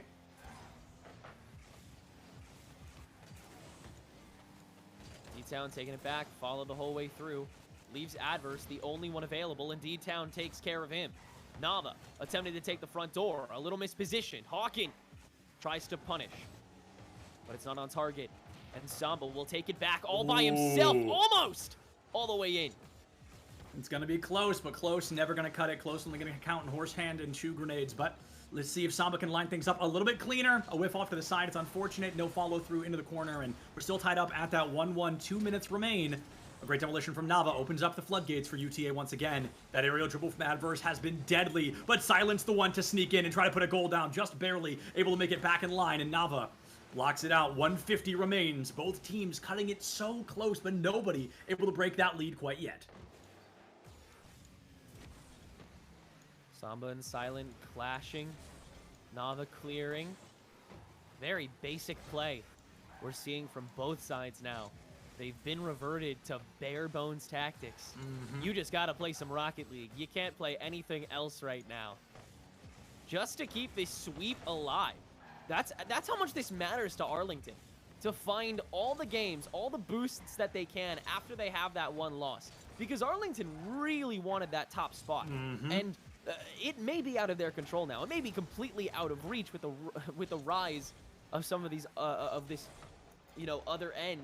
These other teams, Northern Arizona, who is undefeated, who may be unreachable at that stage. So Arlington really wants to cling onto this number 2 spot. And even then, it's close. Seton Hall, the team right behind them, only because they've had a week off, along with, a couple other teams, has the exact same round differential as Arlington. And Seton Hall, we have to talk as well. Against Xavier right now, I would say if I had to put my money on it, I would assume Seton Hall's going to win that. Yeah. So Arlington really having to hold it down. And the rest of the season is not going to be that easy, I believe. Next week, they'll have to go up against Montana. Week after that, they have Washington State, which they should be fine in. Then Southern Utah again on March 15th. No. Now, that's oh man, that's awesome. And then North Dakota will be their final matchup of the season. So, there it is. All right. Well, looks like right. we're going to be done a little bit faster than maybe we presumed. Adverse Okay. puts it down, but Tenric, I think you bring up a great point. These teams going head-to-head again on March 15th. With it being as close as it's been nearly every game, that's going to be really exciting. It's going to be on the shoulders of Southern Utah to show us they took those weeks and they took that time off to improve, make some changes, and answer back. They've kept UTA at the edge, but unfortunately could just never push them off. And unless we get a buzzer-beater goal here, that is a 3-0 sweep in favor of UT Arlington. Very well done. An incredible performance from them. Well, there's still an open net here. No so way! They may be able to find the arc! And we're not done yet, Septilence! Welp! Wow. All right. Just when you think we're going to be wrapping things up here, Southern Utah not going out silently. They want to try and force a game 4 at the very least. Samba just kissing the ball. Cannot stop the momentum fast enough. 2-2 on the board. We've got an overtime, the first of the day. Is Utah going to be able to put something down early and force that 4th game? Got to do it now. They want to be quick. They want to be painful. Hawken first shot. Setup's there. But Arlington is looking a little sloppy. They're looking a little disheveled. After they thought they had that first game down pat, Samba unable to clutch out the save. And Southern Utah, beautiful way to keep this party bus going. Hawken, again, great drive. Arlington kept to a condensed defensive cycle. Ooh. But D-Town challenged through. Nava able to rise back up. Midfield controlled once again by UTA. Drop No through. way. Adverse is ready for it, though. Silent with the save. Southern Utah has 2 on goal, and now 2 outside of goal. But Samba winning 1 challenge forces Hawken to take the other. And Hawken will now take the reins for the attack as well. Won't get far, though. And UTA starting to build up some momentum. SUU needs a huge boom in order to save this game. That might be the one from Silent. Nava has to return fire, and SUU gets a little bit of ground back. A minute on the clock already, and that timer continuing to count up until somebody scores just like that. What a clean and gorgeous moment from Nava there. Let's take another look at it. We see the rotation up and around. Nava off the wall, shot through Silent, through the defense, and right into goal to give UTA a flashy goal to clean up that 3rd and final game. That is still a 3-0 victory, and UT Arlington remain hypothetically undefeated, except for that one time they had to bring in 3 subs.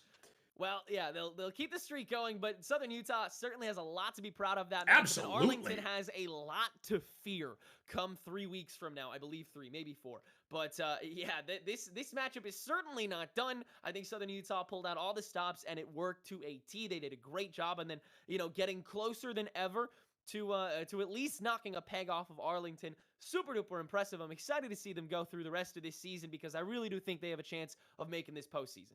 Yeah, without a doubt. I think the odds are quite high, honestly. And unfortunately, Southern Utah can't clutch it out today, but it's a behemoth team. UTA, one of the most consistent teams here in the program, and they continue to be so. We're going to go ahead and throw it to a break, try to get an interview with somebody from UTA, and if we can, we'll be right back in just a bit.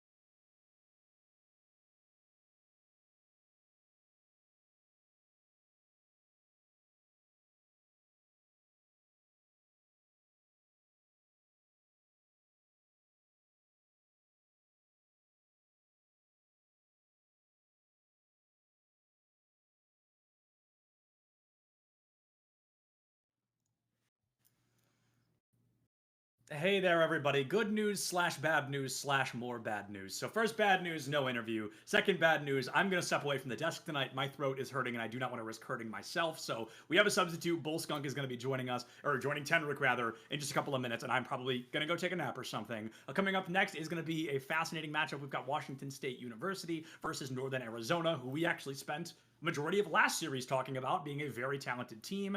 They've got very small shoes to fill. They just have to win one more time and secure that first seed. Once again, thank you all for joining me. Don't go anywhere. There's a lot of Rocket League left, but I love you all. Check your posture, drink water. Don't forget to love each other, and keep watching EGFC. We'll be right back.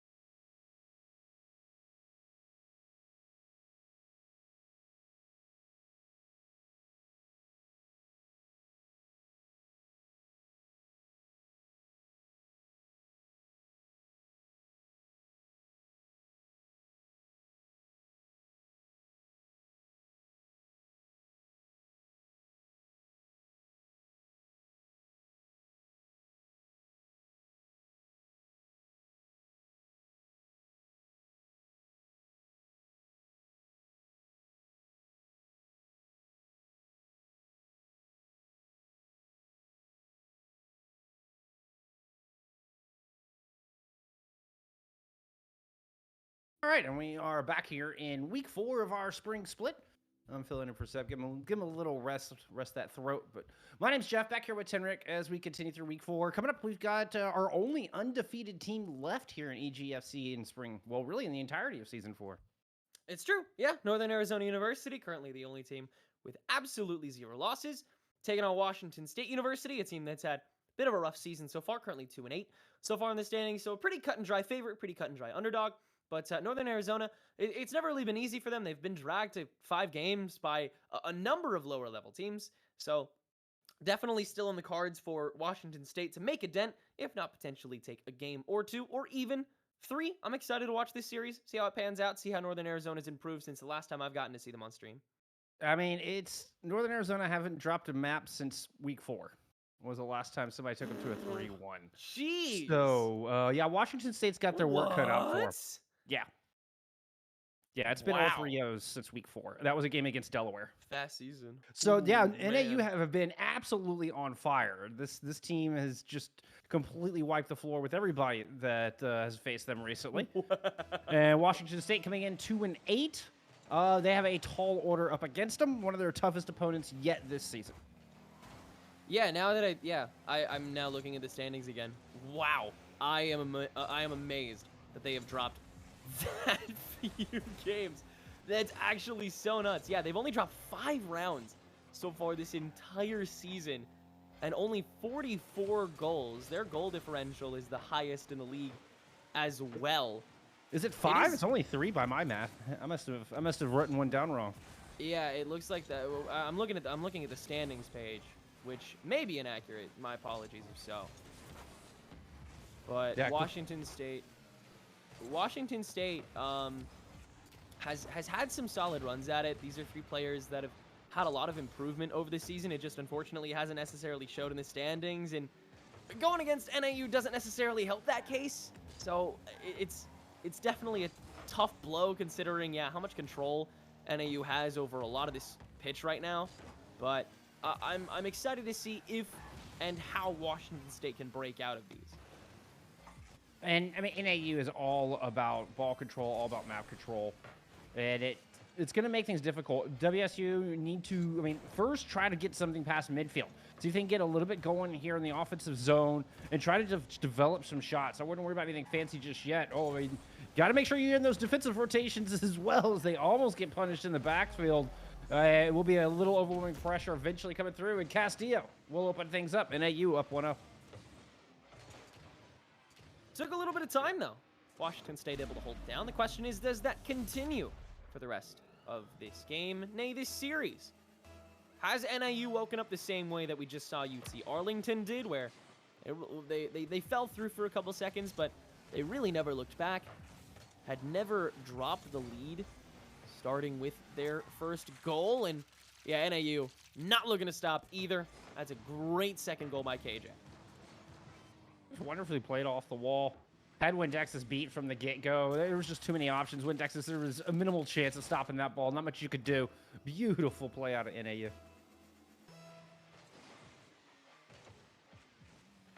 And then I feel like Washington State, they haven't really solidified a starting line.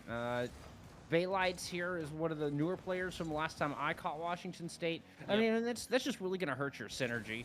And so, I mean, it could be a thing of where they're trying to give everybody a little bit of experience, get everybody a little room to grow on the pitch, but also maybe still trying to figure some things out here from the Cougars side. So, I mean, versus NAU have had pretty much the same 3 we've seen, Galaxies and the Freshman Chronicle rotating in, but NAU have had the same pretty much core roster for some time. Their synergy is on point.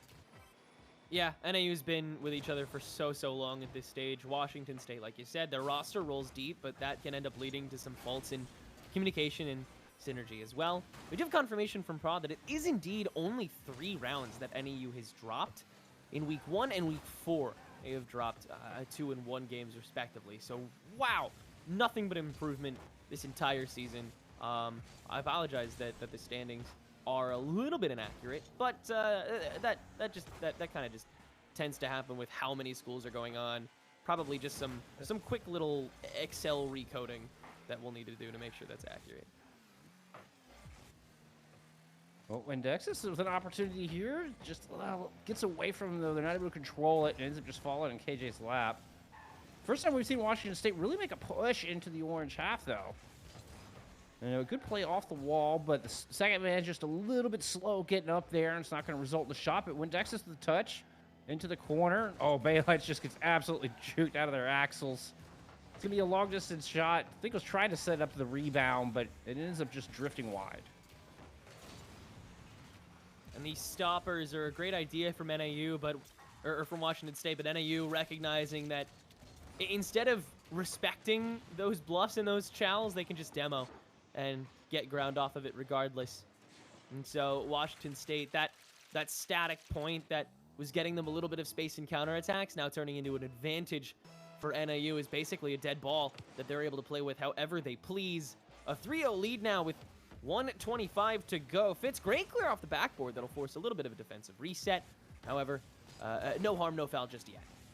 No, but it did buy some space. That was indeed a great touch from Fitz. Oh. And he's going to need more of that. Now, unfortunately, they lose control of it. Chronicle's just able to smash through the lines all the way back into the net. But it was the right idea to start things off, but Washington State couldn't follow through, and NAU strike with a quickness. And this game might just be a runaway for Northern Arizona at this point. Washington State, for the remainder of the series, is really going to have to play to make sure that they're never in this state, because NAU is really, really good at runaways. Oh, Indexis can't fully defend. KJ can't fully shoot it, though. And WSU will escape the 5-0 deficit for now, but there are still 60 seconds left for NAU to potentially find it, and it looks like they're starting another drive for it now. KJ tries to maintain control, but a little too much in the way. Washington State causing some more chaos in the tail end of this game, and it's helping them gain a lot more possession. Castillo just trying to hold it down in the corner. Dexis with like a challenge. Takes up into the corner. Is going to leave room for Fitz to come in and put something in off the backboard. Castillo able to protect that, and ball drifts out into mid. And AU are a little bit behind the defense here, but two along the wall means nobody in the middle will take a shot. It's an awkward ball at midfield with 25 seconds remaining.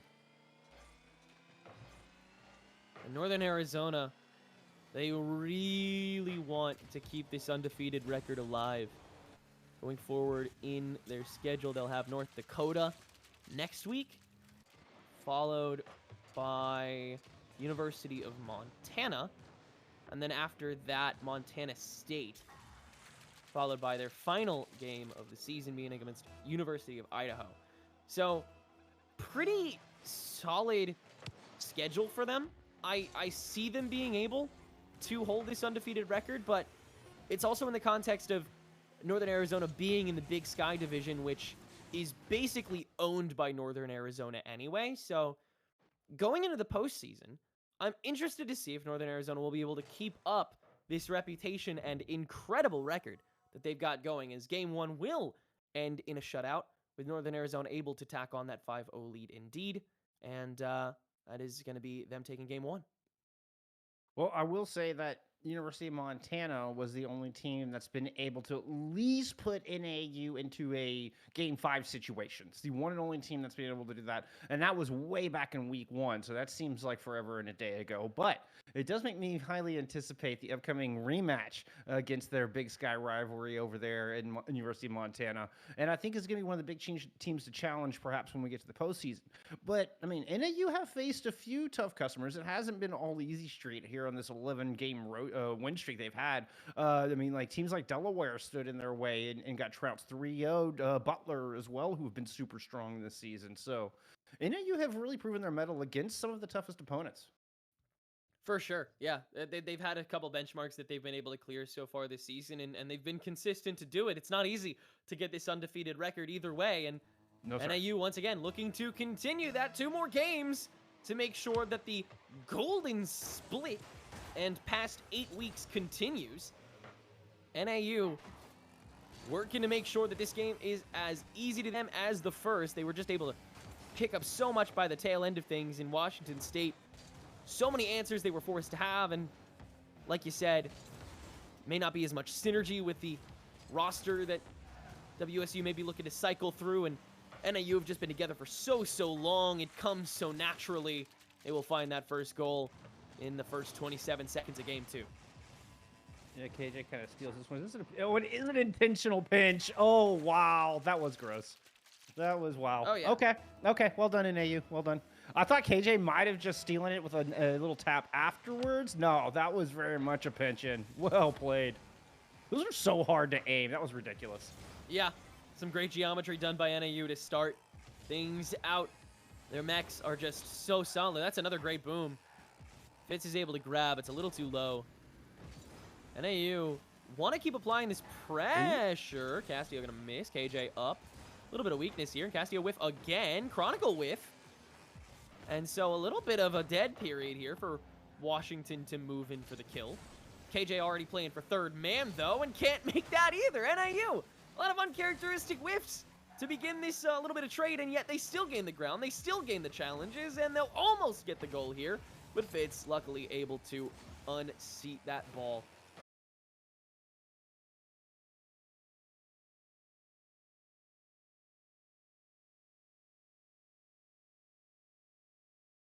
It just kind of reeks of hubris, dare I say. And we've seen that a little bit in their play here in the first half of game 2, unfortunately for them. But NAU still able to hang on. They do still have the lead, and they're getting some shots towards net, despite it not being the most clean first half we've ever seen out of Northern Arizona.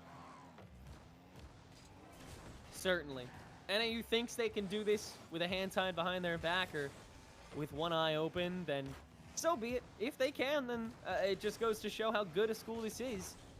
But if they can't, if Washington State continues to put up the fight like they have been able to and capitalizes on these mistakes that NAU's been making just a little bit more, then we could see a game on our hands. Bay Lights drags it down. That's a good off angle for Windexus to maybe carry into a little bit of an early whiff. Tries to corral the corner, but no corner boost. And so KJ can take it back. Fitz, though, speeds into the chow. So Chronicle's under a little bit of pressure for the re-up, but simply not enough. Fitz is forced to launch it back up for the save. KJ gonna grab it back, and NAU possession again for this school. Fitz doing a good job of protecting the air there for the past 30 seconds in the zone, not letting anything get set up. Smoke cleared off the Bay Lights demo, and it's back in the blue half we go. But here comes KJ through the skies one more time, looking for the double tap. Doesn't get it. Wide open net, and KJ can't find the touch. I mean, this should be a 3-0, 4-0 game if NAU was actually playing at their best. But they are simply not putting it in. They are not... they're just not hitting a lot of these shots. And Washington State is looking really solid mechanically for a lot of this. Oh, but the bump! Letting Chronicle edge that second goal in. NAU still makes it work. Fitz gets just smashed out when Dexus gets body blocked as well. Oh my goodness, Castillo, and they're playing bumper cars, demolition derby. So mean. It was But just downright mean. It was Yeah. just mean. Yeah, it's a shame, but these are the matchups that you gotta have sometimes. WSU not gonna sit down and take it like a jobber. They're gonna keep trying. They're gonna keep putting in the effort. They're gonna keep putting NAU on the ropes. Castillo just really trying to style it. Wow, was that a double flip reset? I know he got the third touch. Let's see. There's Okay, one. yeah, it was just one reset. Okay.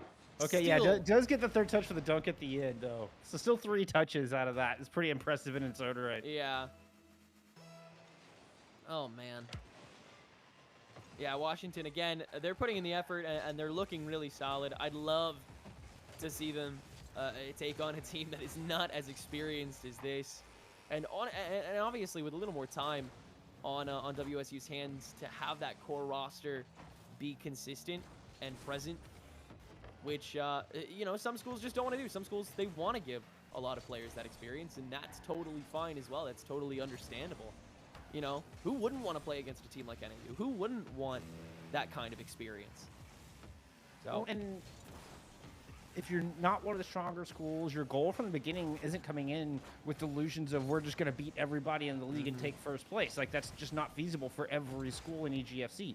Some schools are here just to say, hey, everybody will get some opportunity to compete. Everybody will get a chance to learn and get in a competitive environment. And as long as you're growing and making improvements and pulling out sub-dubs, I mean, we've seen this Washington State crew beat University of Delaware. That's the highlight of their season so far. So we know there's some high highs for this squad.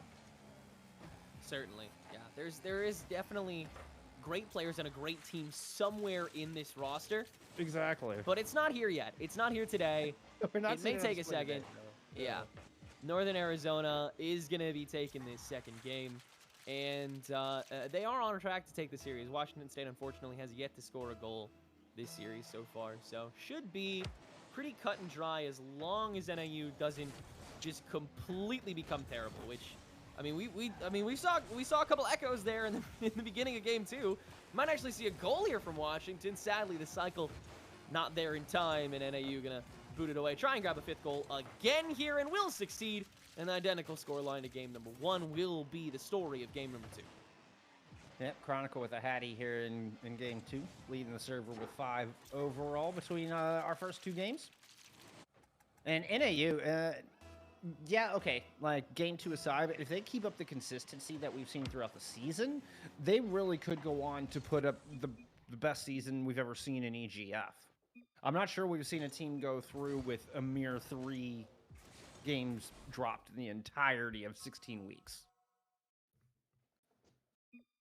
That I would need confirmation on, but it sounds pretty outrageous, Henrik. That sounds pretty outrageous. Yeah, Northern Arizona is putting up really unprecedented numbers, even by EGFC standards. There have been absolute titans to take on this season before. UT Arlington comes to mind more than anyone else, obviously. Sure. They're always a top dog when it comes to EGFC, but I don't think even they have put up the kind of record that NAU has this season. Arlington has seemingly always had like one off day or one day where they don't have their full roster, and they will fumble the undefeated bag in the EGFC. I think that's a trend that's happened like 2 or 3 times so far already for their history here in EGF. But NIU, it's perfectly clean so far, and again, only 3 games dropped so far this entire season. They haven't dropped a game since the 4th week of EGF, and they are certainly not looking to stop that streak today. Game 3, Northern Arizona looking to finish it out now.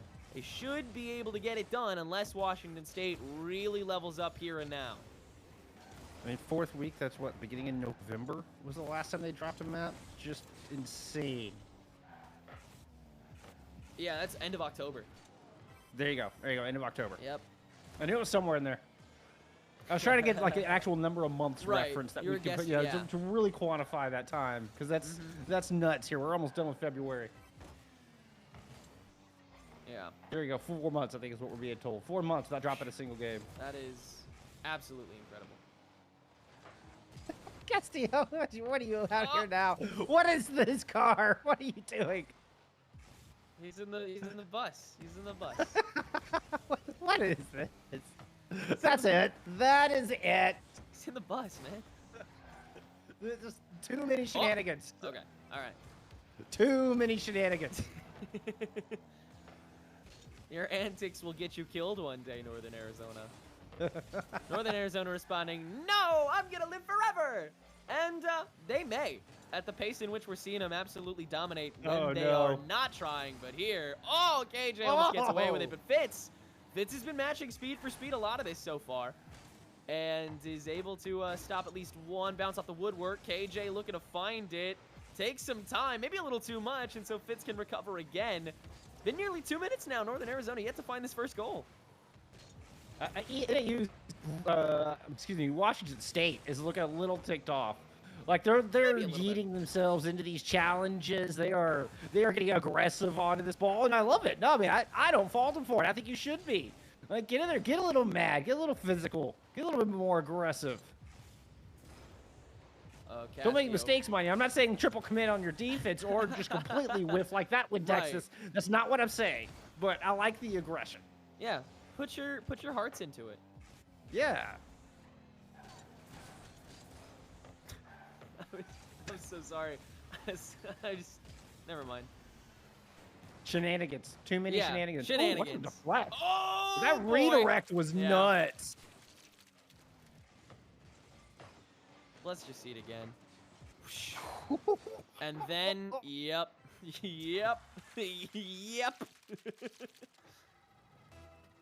Oh, boy. I mean, Washington State did good to get in front of that ball in the first place. Yeah, for sure. They were present that whole time. Just and NIU just deciding to be better whenever they need to be. And that is at that point, and basically no other for the rest of this game. They can just play for Flourish if they really want to, I think. It's a shame that Washington State is getting this gapped, but it's also not necessarily completely unexpected. And again, I love the effort they're putting in. That's a great shot from Fitz to try and thread the upper 90. And WSU does have some possession right now. They still haven't found a goal this series. They're so hungry at this point for one. Fitz almost had it. I'm telling you, Fitz is mad. Oh, he's gonna continue to be mad after that one, unfortunately. KJ does some beautiful work off the wall, almost an identical spot. We saw this play before, but this time going for the ground pinch into the far post. Fitz just not a chance to get a hold of that one. Why is But I'm glad we highlighted Fitz there, because Fitz has been just leaving everything on the pitch. We saw a double demo a second ago and was chasing KJ around, wanted all 3 demos. Like, Fitz is taking this personal. I'd like to see KJ score one more time, just so I can get a look at that PFP again, because I think it's like a 2-pixel picture of Shrek. It is so, like, badly compressed. Can you please give it to KJ? Okay. Oh, no. Whatever. No. But it's so bad quality. What is that? What is Chronicles PFP? Look at what the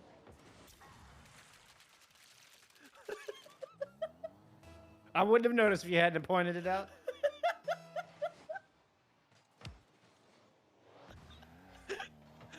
Oh, man. Nothing but monkey business around here. These guys are mad. These guys are nuts. Castillo has done not that much this game. I think the bus was a bit of a fumble. But it's just a red herring. It's just for distraction. Yeah, it doesn't even matter. Because literally, I think Castillo's goal this game has just been to be in frame for the replay of the goal. Not necessarily to score it. Because he's always, like, been around. But he's almost been allergic to the ball for the most part. One of those just peeking up out of in the corner of frame, you know, hi mom moments coming out from Castillo. Oh, there's a touch from him. Oh yeah, good touch. Maybe another. Oh no! Oh, he's chugging along. Here we go. Let's go! Let's go! Let's go! Let's go! Let's go! Castillo just casually strolls in with this thing, delivers it like taking groceries to mama. Like, that was the most easy walk-in. Do they get 5-0 again? Do they go 15-0 this series? I mean, for consistency's don't do it sake, again. I hope so. Don't do it again. Oh, no. Oh, man. And My again, OCD wants them to score again, but my heart wants WSU to get one just to spoil the perfect shutout. Yeah, very conflicting feelings here because I truly do feel for Washington State. Go Fitz! Go Fitz! Oh, it is a shame right out of boost. That it is a matchup at this caliber, but Dems the brakes. NIU will have to settle for a 4-0 score though to end the match, so they will end up going 14-0 instead of 15. Look at KJ's PFP. Okay, it's a little better compressed now actually, but yeah, I mean, what a series. Not much else to say, honestly, Bullskunk. I mean, that was the #1 team taking on a team that is now 2-9. I mean, and that's what happened. You know, any given game day, the underdog could come out and upset people and surprise us all. Today was not that day. Yeah. This is pretty much how the script was written up. It played out to perfection, and you maintain their perfect record. Well, we'll have an interview with Northern Arizona, as always, when we come back after this short break.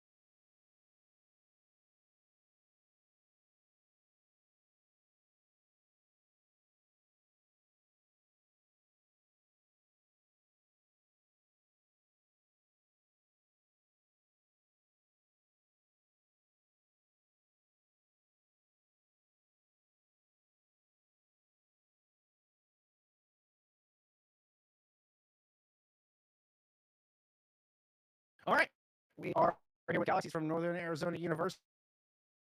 Where you been? Where have you been? What did you get benched for a freshman? Galaxies, what's going on? No, I'm just taking a mental break and also getting my grades better. You know, school comes first. School comes first, and Oh, I haven't been doing the I'm best. just trying to So, bust your balls, and you give me this wholesome answer. Damn it! All right, yeah, that's all right. right. I always come with the wholesome answer. Well, I hope academics are improving. well, Galaxy, it looks like the shoes that needed to be filled did not need to be filled by you today. Anyway, as the squad was able to take down Washington State, pretty consistent, pretty solid, easy fashion. Why did Castillo bring out the battle bus? Was there any doubt that Castillo could not do it on the battle bus for Game 3? No, he just loves having fun and Okay. memeing. We always play our best when we're having fun. So he always likes bringing out the fun cars. He always has them all. Yeah, but the battle bus, he brought out the scarab and he hit that clip on the scarab. I was like, all right, just bring out the battle bus. You got it, bro. So many shenanigans. So many shenanigans. All right. So y'all are on track to put up, I mean, literally one of the best seasons we've ever seen in EGF. You've dropped 3 games in 12 weeks. If you take this streak, if you run through a perfect golden spring stage, how would you celebrate? What would you do with the squad? We would go and just have a really good dinner and, you know, just celebrate and have fun as a team. Celebrate a great achievement and accomplishment. Because it's not easy doing what we do. We might No. make it look easy sometimes, but it's not a hard thing to do, or it's a hard thing to do. Sorry. But yeah, we'll celebrate very very heavily on it because it's a big achievement for all of us. Well, there my attention by you that there may have been some that got the impression I wasn't cheering y'all on enough in that last series. I am rooting for y'all to get this perfect spring stage because it would be an incredible accomplishment, and I would just love to see y'all get that. So you know, there you go. I'm gonna set the record straight there. Yeah. Any shout outs you want to give Galaxies before we let you go? Or any final thoughts? Shout out to everyone watching the stream. Shout out to the families, and shout out to our NAU Esports official. You know, they always do a great job running and giving us our promotions that we need. And shout out to you guys, the casters. You guys cast great, and I always just love having fun and just having fun with the casters and even with my team. And shout out to the boys as well. They played amazing today. Thanks for coming to the chat. Oh, thank you too. Good luck with the rest of the season. Oh, thank you. All right, that was Galaxies from Northern Arizona University. Still perfect after all this time. And well, hey, that brings us to the end of yet another one, but we still have plenty more Rocket League action. We're gonna take a little intermission. When we come back, it's University of Delaware taking on the Trojans from USC. We'll see you back here in a few.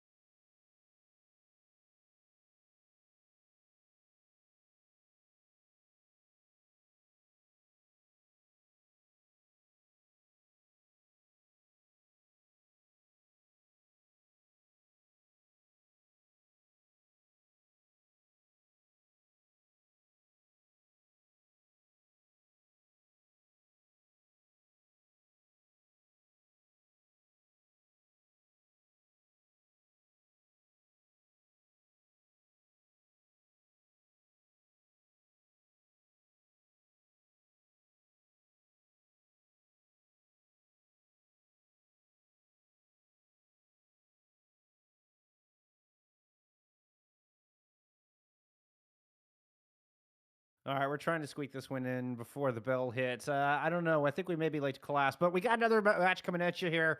Another series. We've got Delaware taking on who they taking on? Oh yeah, USC.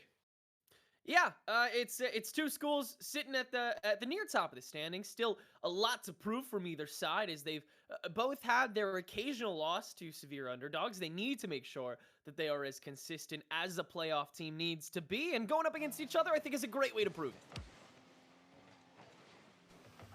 Delaware with the 9-2 record should be the favorites coming in. USC has been streaky, but definitely have some high highs from them. They have the talent to take down this Delaware squad. Let's see if they can execute today. Yeah, certainly has the chops to deliver. They already have this possession, and VTR is actually able to edge it into the lower 90 after a traffic jam occurring post kickoff. Delaware really not able to get back on their feet quickly enough, and so USC taking the first goal of the series. Yeah, just a bit of a defensive scramble there from Delaware. They never got reset. I mean, never even got set at all in the first place after that kickoff, after that traffic jam. And USC just right there to capitalize. Early lead, early advantage here for the Trojans. Vitor out of the back. Try to go over Scooter. Scooter's going to beat him to the corner boost, and Stellar's going to get the touch, punch it back to midfield. Delaware want to get aggressive on the back of this, get the demo, but forget the ball.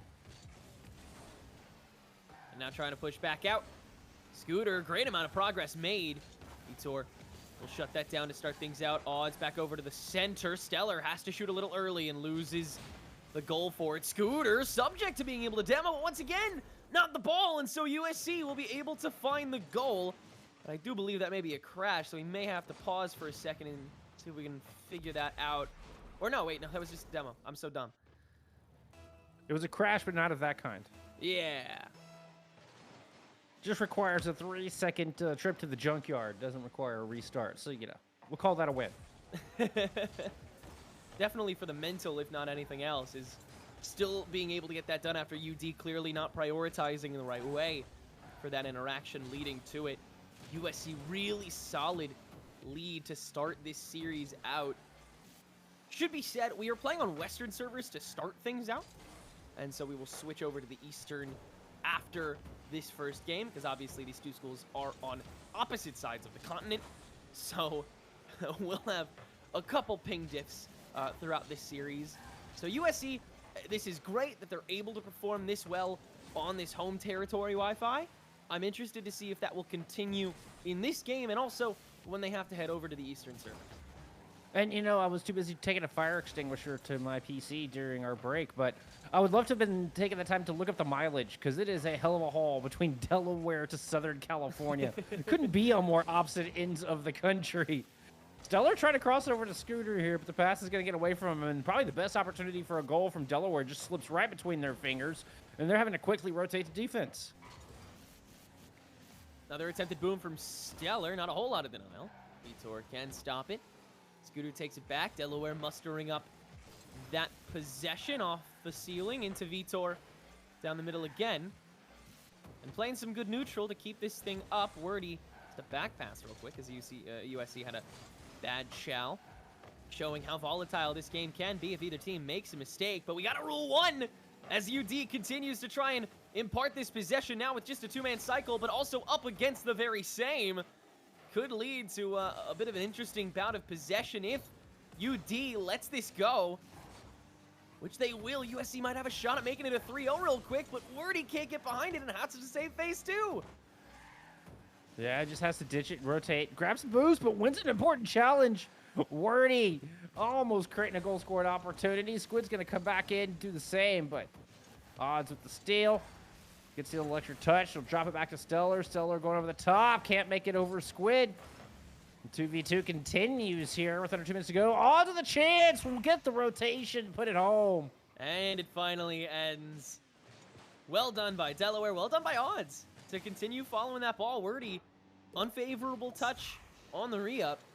And now, gonna be that 1-2 scoreline. Nice long rule one to round out the first half of this first game of the series. A lot of time still, though, that USC needs to hold on to this lead, and Delaware proving to still be a team that is a force to be reckoned with, even on the Western servers. It's still 90 seconds for them to get right back into this thing, tie up the series. Well, tie up game 1, rather. Let's not get too far ahead of ourselves. Touch over the top there. It's going to get to the middle. Delaware on the attack. Odds wants to go off the backboard, but Wardy has other plans. This is the second touch, and the ball drops back into the corner where Stellar can recenter for Scooter. Scooter sends it up high. Stellar going to try to look for it from near pose. Nope, just going off the wall, trying to get around VTR. Does. Wardy with a chance to get stuffed and spits out towards the blue half. Now the rush down yet again. VTR trying to seal it away. But Delaware's been doing a great job of making sure these possessions are not super long-winded.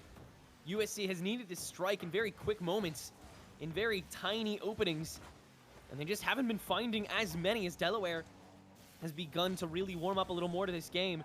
Stellar going for the boom. Delaware is going to try and win this back. Odds gives a good chance. Stellar attempted a redirect, but not enough momentum. Behind that stopper, Scooter will try and carry it back to the backboard, but now USC has too much presence on the defensive, so going to take a little bit longer here as Odds once again tries to thread it. But a little too late, as USC still has the time, still has the people. Yeah, and Scooter made the wise decision to back out of that. Delaware was all in the orange half, but Scooter, the defensive rotation is just where they need it. Now driving in with 7 seconds, going off the wall. It goes over the net. Might be one last chance for a touch. Stellar will get it. Up high, but Wardy is right there for the denial, and USC hang on for game 1. Well done by USC. Delaware definitely putting on a show in the end of that, especially after a fun Rule 1 had to be the highlight of the game for sure. But just give us a moment as we'll head over to the Eastern servers and see if Delaware can continue to pick up that momentum where they left off, as USC now has a gold drought about 2.5 to 3 minutes strong. We'll see if that continues and if Delaware can get this series back because, like you said, they are the favorites walking into this series. Not as heavy a favorite as a lot of the other matches we've seen tonight, but a favorite nonetheless. Yeah. Yep. Okay. So okay. We're gonna do it in 2 server breaks. It looks like. So we're gonna stay on West Coast here for game number 2, and then we'll go to East Coast for games 3 and 4 if we need another. If we need a fourth. If we need a fourth. We need a fourth. That is certainly something to pay attention to. Yeah. All decided by a coin flip. Exactly. It's very, very, very true. Stellar very brazenly said that he was going to win the coin flip, and then he proceeded to not. So Delaware now paying dearly for their mistake to start out the series, playing again an uphill battle to potentially have a 2-0 deficit on them. USC just needs to keep playing like they deserve to, like they need to. Because Delaware, again, this drought from USC is something to pay attention to. If Delaware continues to disallow the scoring that was not present in that back half of game number 1, then things could only look up for UD. And I think that drought's important because Delaware looked like the better team through the last half of game 1, perhaps adjusting to a bit of the ping difference, perhaps just flat out getting warm. But Delaware is coming out driving here. Scooter with a good opportunity off the crossbar, but it takes a lucky bounce off at USC, and Delaware will take the 1-0 here. The drought continues here for Southern California. Alrighty. Now it's up to Delaware to just make sure that this trend continues. This is the precedent that they're looking for as a team that has not taken many L's over the course of this season and yet hasn't totally proven themselves on the EGFC stage yet. They've still come up against some matchups that have really challenged them. There's a lot of improvement to be had among this roster, but against USC, we've seen nothing but improvement so far. I'm excited to see how much they can carry it into, but USC, great boom, VTR off the woodwork. No cycle present. Scooter attempts to clear it. Stellar has to do that instead after a little bit of disruption comes through, but it is indeed just a little bit. And now Delaware has possession again. Wordy with VTR with Stellar. Double tap. Scooter with Squid gets it away. And now Wordy Wordy's can put gonna it in. score. No, I do not accept this. 2 very sloppy attacks here from the Blue Hens, and USC will punish on the second time. Oh my! You got to do better than that. Like, I'm sorry for that. I hate to be harsh on you, Delaware, but if you want to be at the top of the heap, you can't be missing 2 big attack opportunities like that back to back. No, it's something that that certainly needs to be said. Delaware, they have to escape this precedent. There is limited time to do so. Stellar can't get the angle after the ball is stolen right in front of this goal. And with the tie game, USC, such signs of life to take this to a 2-0 lead. As long as they can just find one more. They've shown that they can. But it came off the return of UD putting everything into that attack, thinking that they would absolutely get it. Good pass. Oh. Great protection of the near post there from Squid. USC trying to convert here. See if they at least get an opportunity for something, but Wardy's going to whiff on it entirely. Scooter just going to punch it down. We'll snag that boost out of the corner. Vitor's going to win the aerial 50. Scooter had rotated back and now pushes forward with a touch towards the back wall. Crossover to the middle. Wardy all over it. Odds not even with a chance to make a jump. Odds will emerge off the wall with it and it allows Stellar a touch, but goes off into the corner. Nothing will develop on the back of that one. Odds on the front line. VTR backs into it. Delaware continuing to clash. Wordy keeps it up, but sets it up for Odds. Squid has to come in late. Defensive cycle back up again. Wordy choosing to stay more static, though. Now being driven out by VTR. USC have the drive again. Squid can't get it past 2. Odds another boom back. And Stellar once again on the front line. Odds. Back to Odds. Wordy gets in front of it, though. And USC stay alive. Second great challenge we've seen from Wardy here in game 2. Keeping USC at least in this. Keeping it the scores even. Delaware trying to find some redemption as they're missing on a couple of well-earned setups, but just not able to execute in the final moments. Stellar ball gets behind them, able to chase it down and snag up all the boosts along the way. Steal up and close in front of the goal, but USC playing defensive. Squid's going to push up and take a shot, one that's going to land true. Squid screams up from midfield to find the back of the net after Scooter misses the touch. Another great way to just get the drop on a mistake that Delaware cannot be making at this point in the season. USC on the prowl to find this game too, and may be able to come away with it. Delaware has 66 seconds to keep this from being a full-on defense from their home turf servers. Odds, already a rush down. This may be it right here. It's a little wide, but Odds can bounce it back. And just like that, we're tied up again. Odds single-handedly taking matters in their own hands, beats all 3 players from USC, and puts it off the post. We're calling that calculated off of that post. Drew the final and third defender out wide past the far post. It bounces right back to the center for an easy double tap. Odds with just a stylish display all the way down the pitch for the tying goal. And here comes Delaware looking for the go-ahead. Scooter, booted back. Stellar, keeping it stable. Delaware really hungry for this. That might be it. No, Odds forced to double back. Scooter not, though. No. Doesn't matter. USC keep it alive.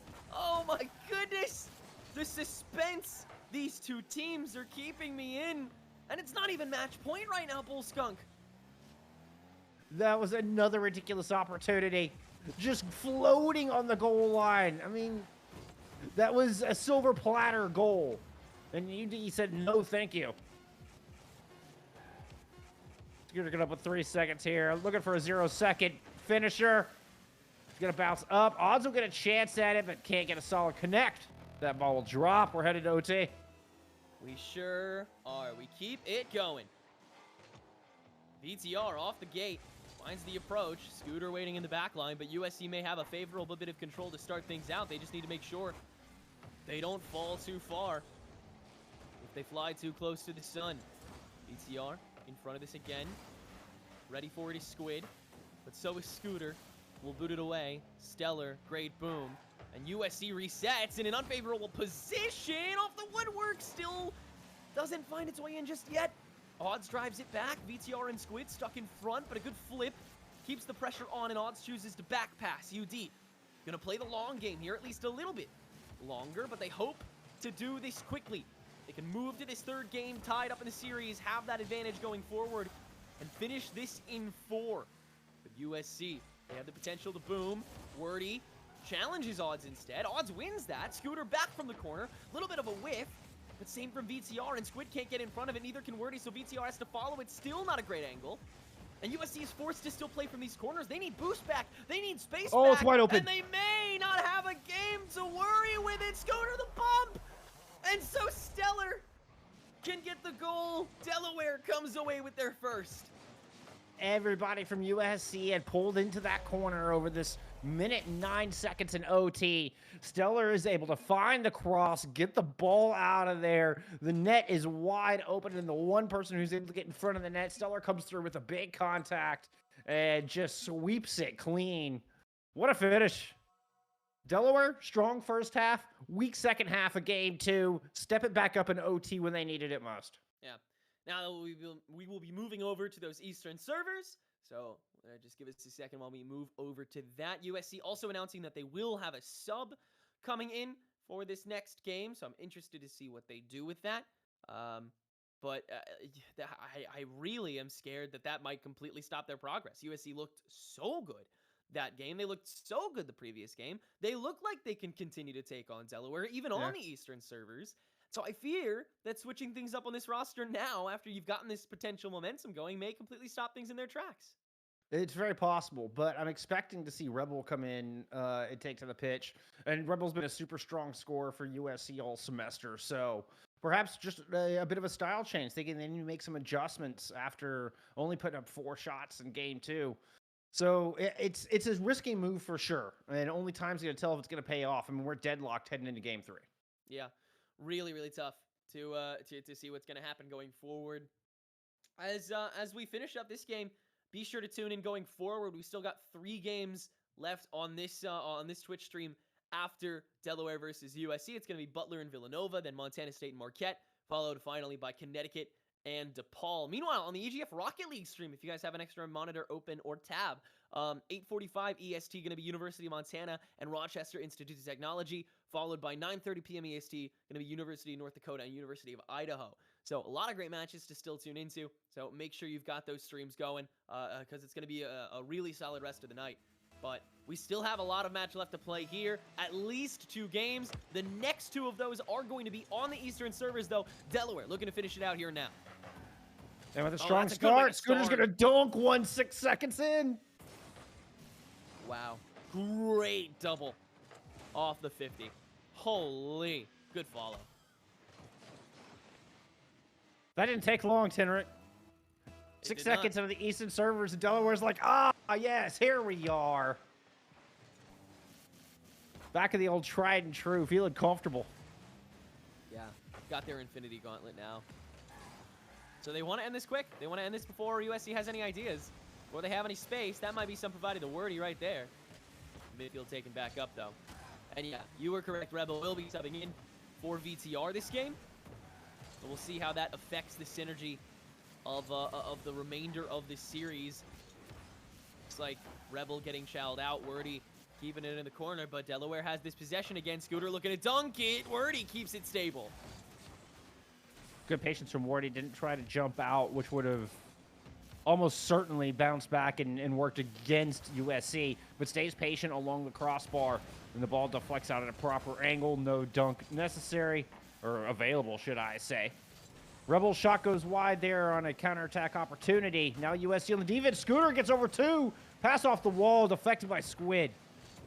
So much more offense for Delaware's favor so far, but definitely want to find more than this one singular goal, as USC has been super favorable when it comes to this lethality. Here comes Wordy down from midfield. USC not taking the bite just yet. Rebel carrying from above. 1 miss, not a second though. Stellar booms it out. Then Scooter back to Stellar. Pops it up. No finisher just yet. 3.5 minutes to go. Still a 1-goal game. Still Delaware's game to lose. Stellar keeping it up. Past 1. Wordy gonna chow. We'll clear it back out. In a neutral state, but USC needs to get out of it as quickly as possible. Bounce out from Squid, looking for somebody in the middle. Went over Rebel. Shot ends up just back on the outside. Rebel's going to reset that boost as well as a spawn location. Looks like they spawned on the far opposite side, but they're able to grab some mini pads across. helped set up for this defense. Trying to get out of the zone, but Stellar with a good touch over to Scooter in front of the net. Odds coming in from the third man rotation, dropping it in front of the goal. Stellar trying to come get a shot off, but Rebel stays with it, sticks with the ball, and forces it to the outside, but can't quite clear the zone. Stellar's going to miss on that one, though, and Odds and Stellar now just rotating back, play defense. And that's a minute burned away for Delaware to just get possession back instantly again after Odds wins 2 chows. Stellar just has to fake out 1. Won't because it's Rebel. And Squid can boot it back out. But, I mean, if Delaware to keep playing at this pace, keep playing at this speed, and don't whiff those defenses like Scooter almost did just there, then this should be done and dusted. This should be just a 1-0 victory. Just because USC are doing a great job of going medal for medal. So as long as Delaware prevents that from happening over and over again, then lower chance that USC are going to find those opportunities. But Wordy forcing one of those and not able to keep up with it, so Scooter can boot it away for the time being. Still under 2 minutes to go. A lot of time for Delaware to make a mistake, but USC has had to kind of wait for a mistake to be made by Delaware, and in the past 2 or 3 minutes, none have been made. I mean, Delaware is absolutely monopolizing this ball right now. USC are barely getting an opportunity for a clearing touch, much less any kind of meaningful possession. Hardly any shots on the board from USC by my eye test. Odds doing a good job of protecting the line here. Tried to get the upper 90. Squid says no. Rebound shot goes very wide. I think that might have been intercepted from a challenge as well. So they're looking to keep it in. Challenged by Wardy, but Scooter is right there for backup, and ball's still in the orange half. Great coverage by both ends. USC really prepared for this barrage of shots that UD may have to offer. But on the other end, UD has had such a great support system. If somebody can't keep up with that ball, if somebody's boost gets drained, if somebody loses that chow, there's always someone right behind it. Great shuffle coming through. And it's why Odds has just hit triple digits, and yet UD is still able to stay up, stay kicking. They just have a great team behind each one of those members.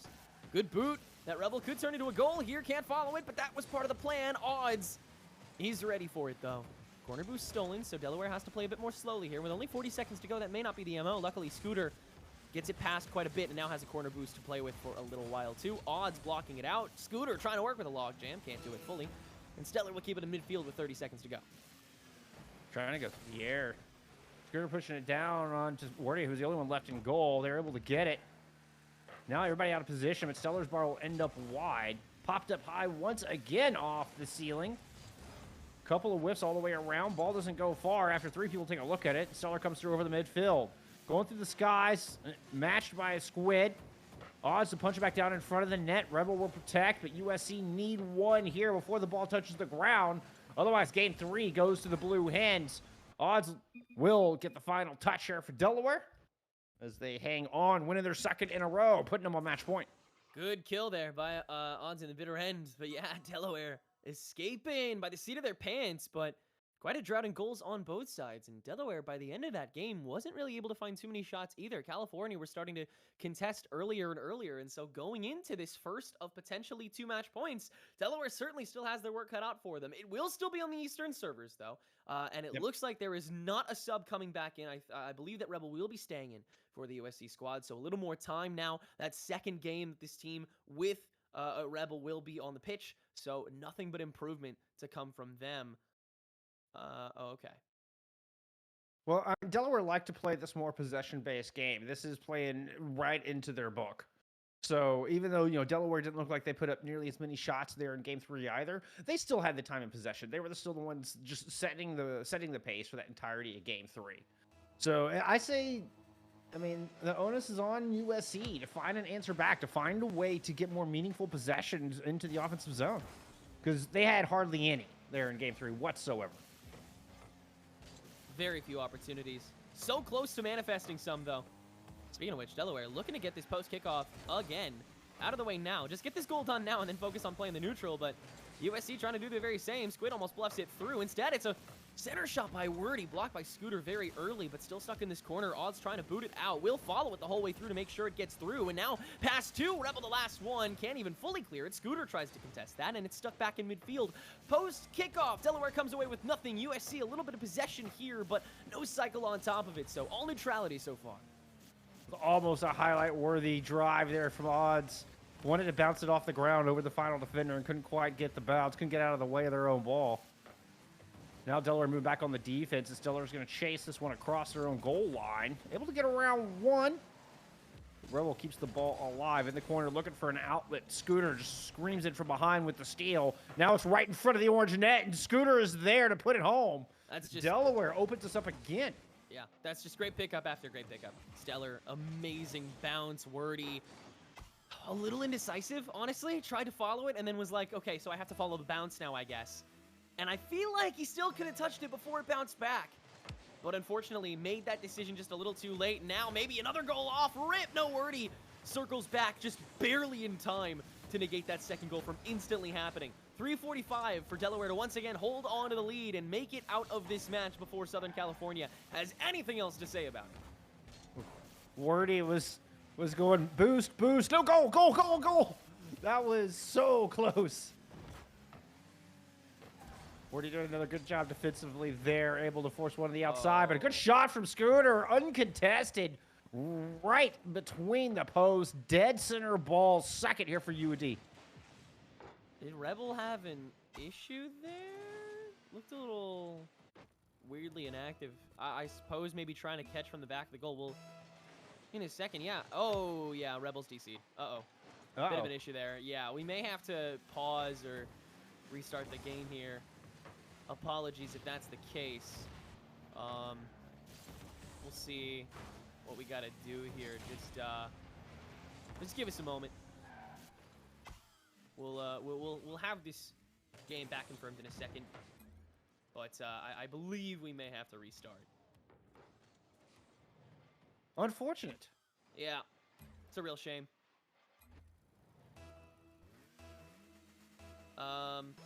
USC is asking if VTR can play,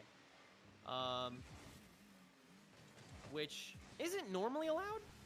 However, if USC really wants to do it, then we can go from a 2-0. Yeah, okay, so we'll have VTR play.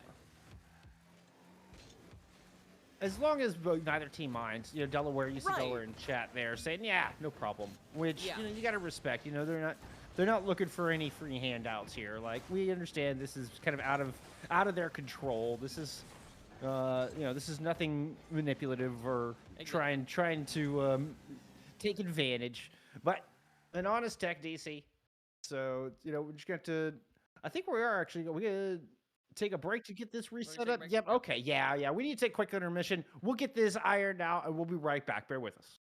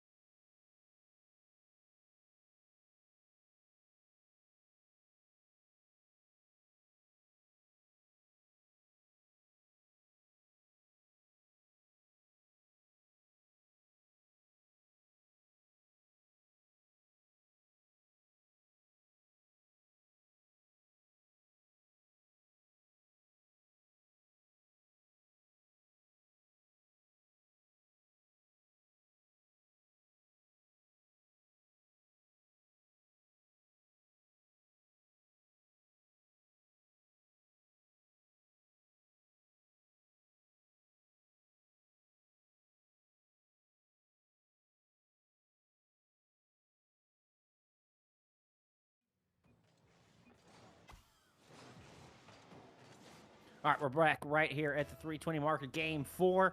Delaware up 2-0, and we do have VTR summon in for Rebel after that unfortunate PC issue.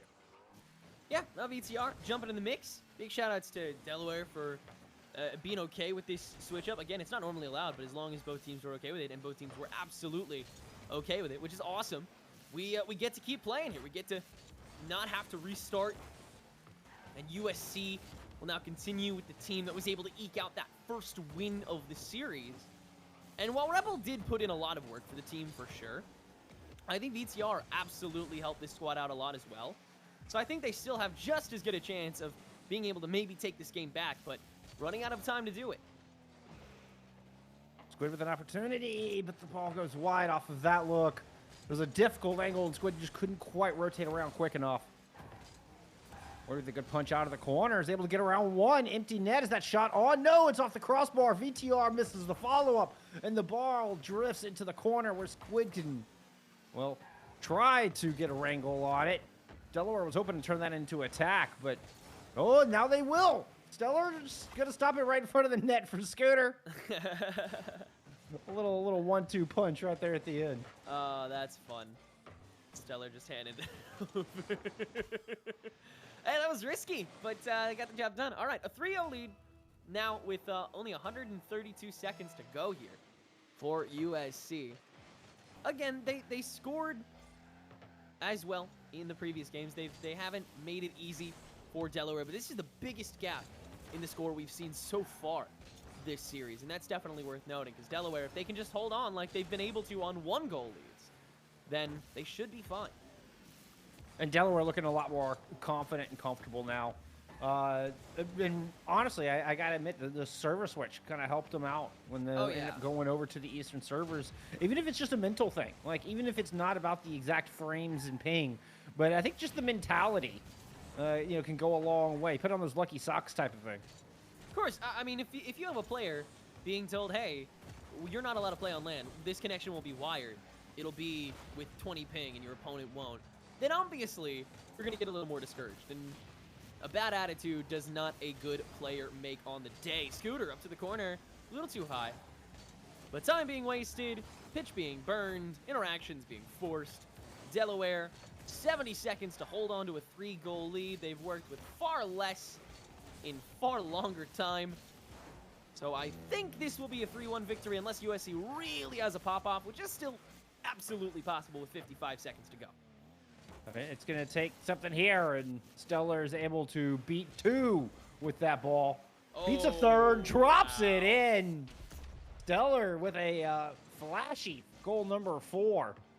Capped off beautifully, is able to fake out V2 in the sky, and then that little extra touch off the reset. Okay, that was pretty. That was so sick. And this might be an inescapable lead. Could maybe possibly be something that USC cannot recover from, unfortunately. They're still going to try. They're still going to try and force things. They're still going to give their all here. And VTR does have a bit of a rush down. Odds forced to solo defend.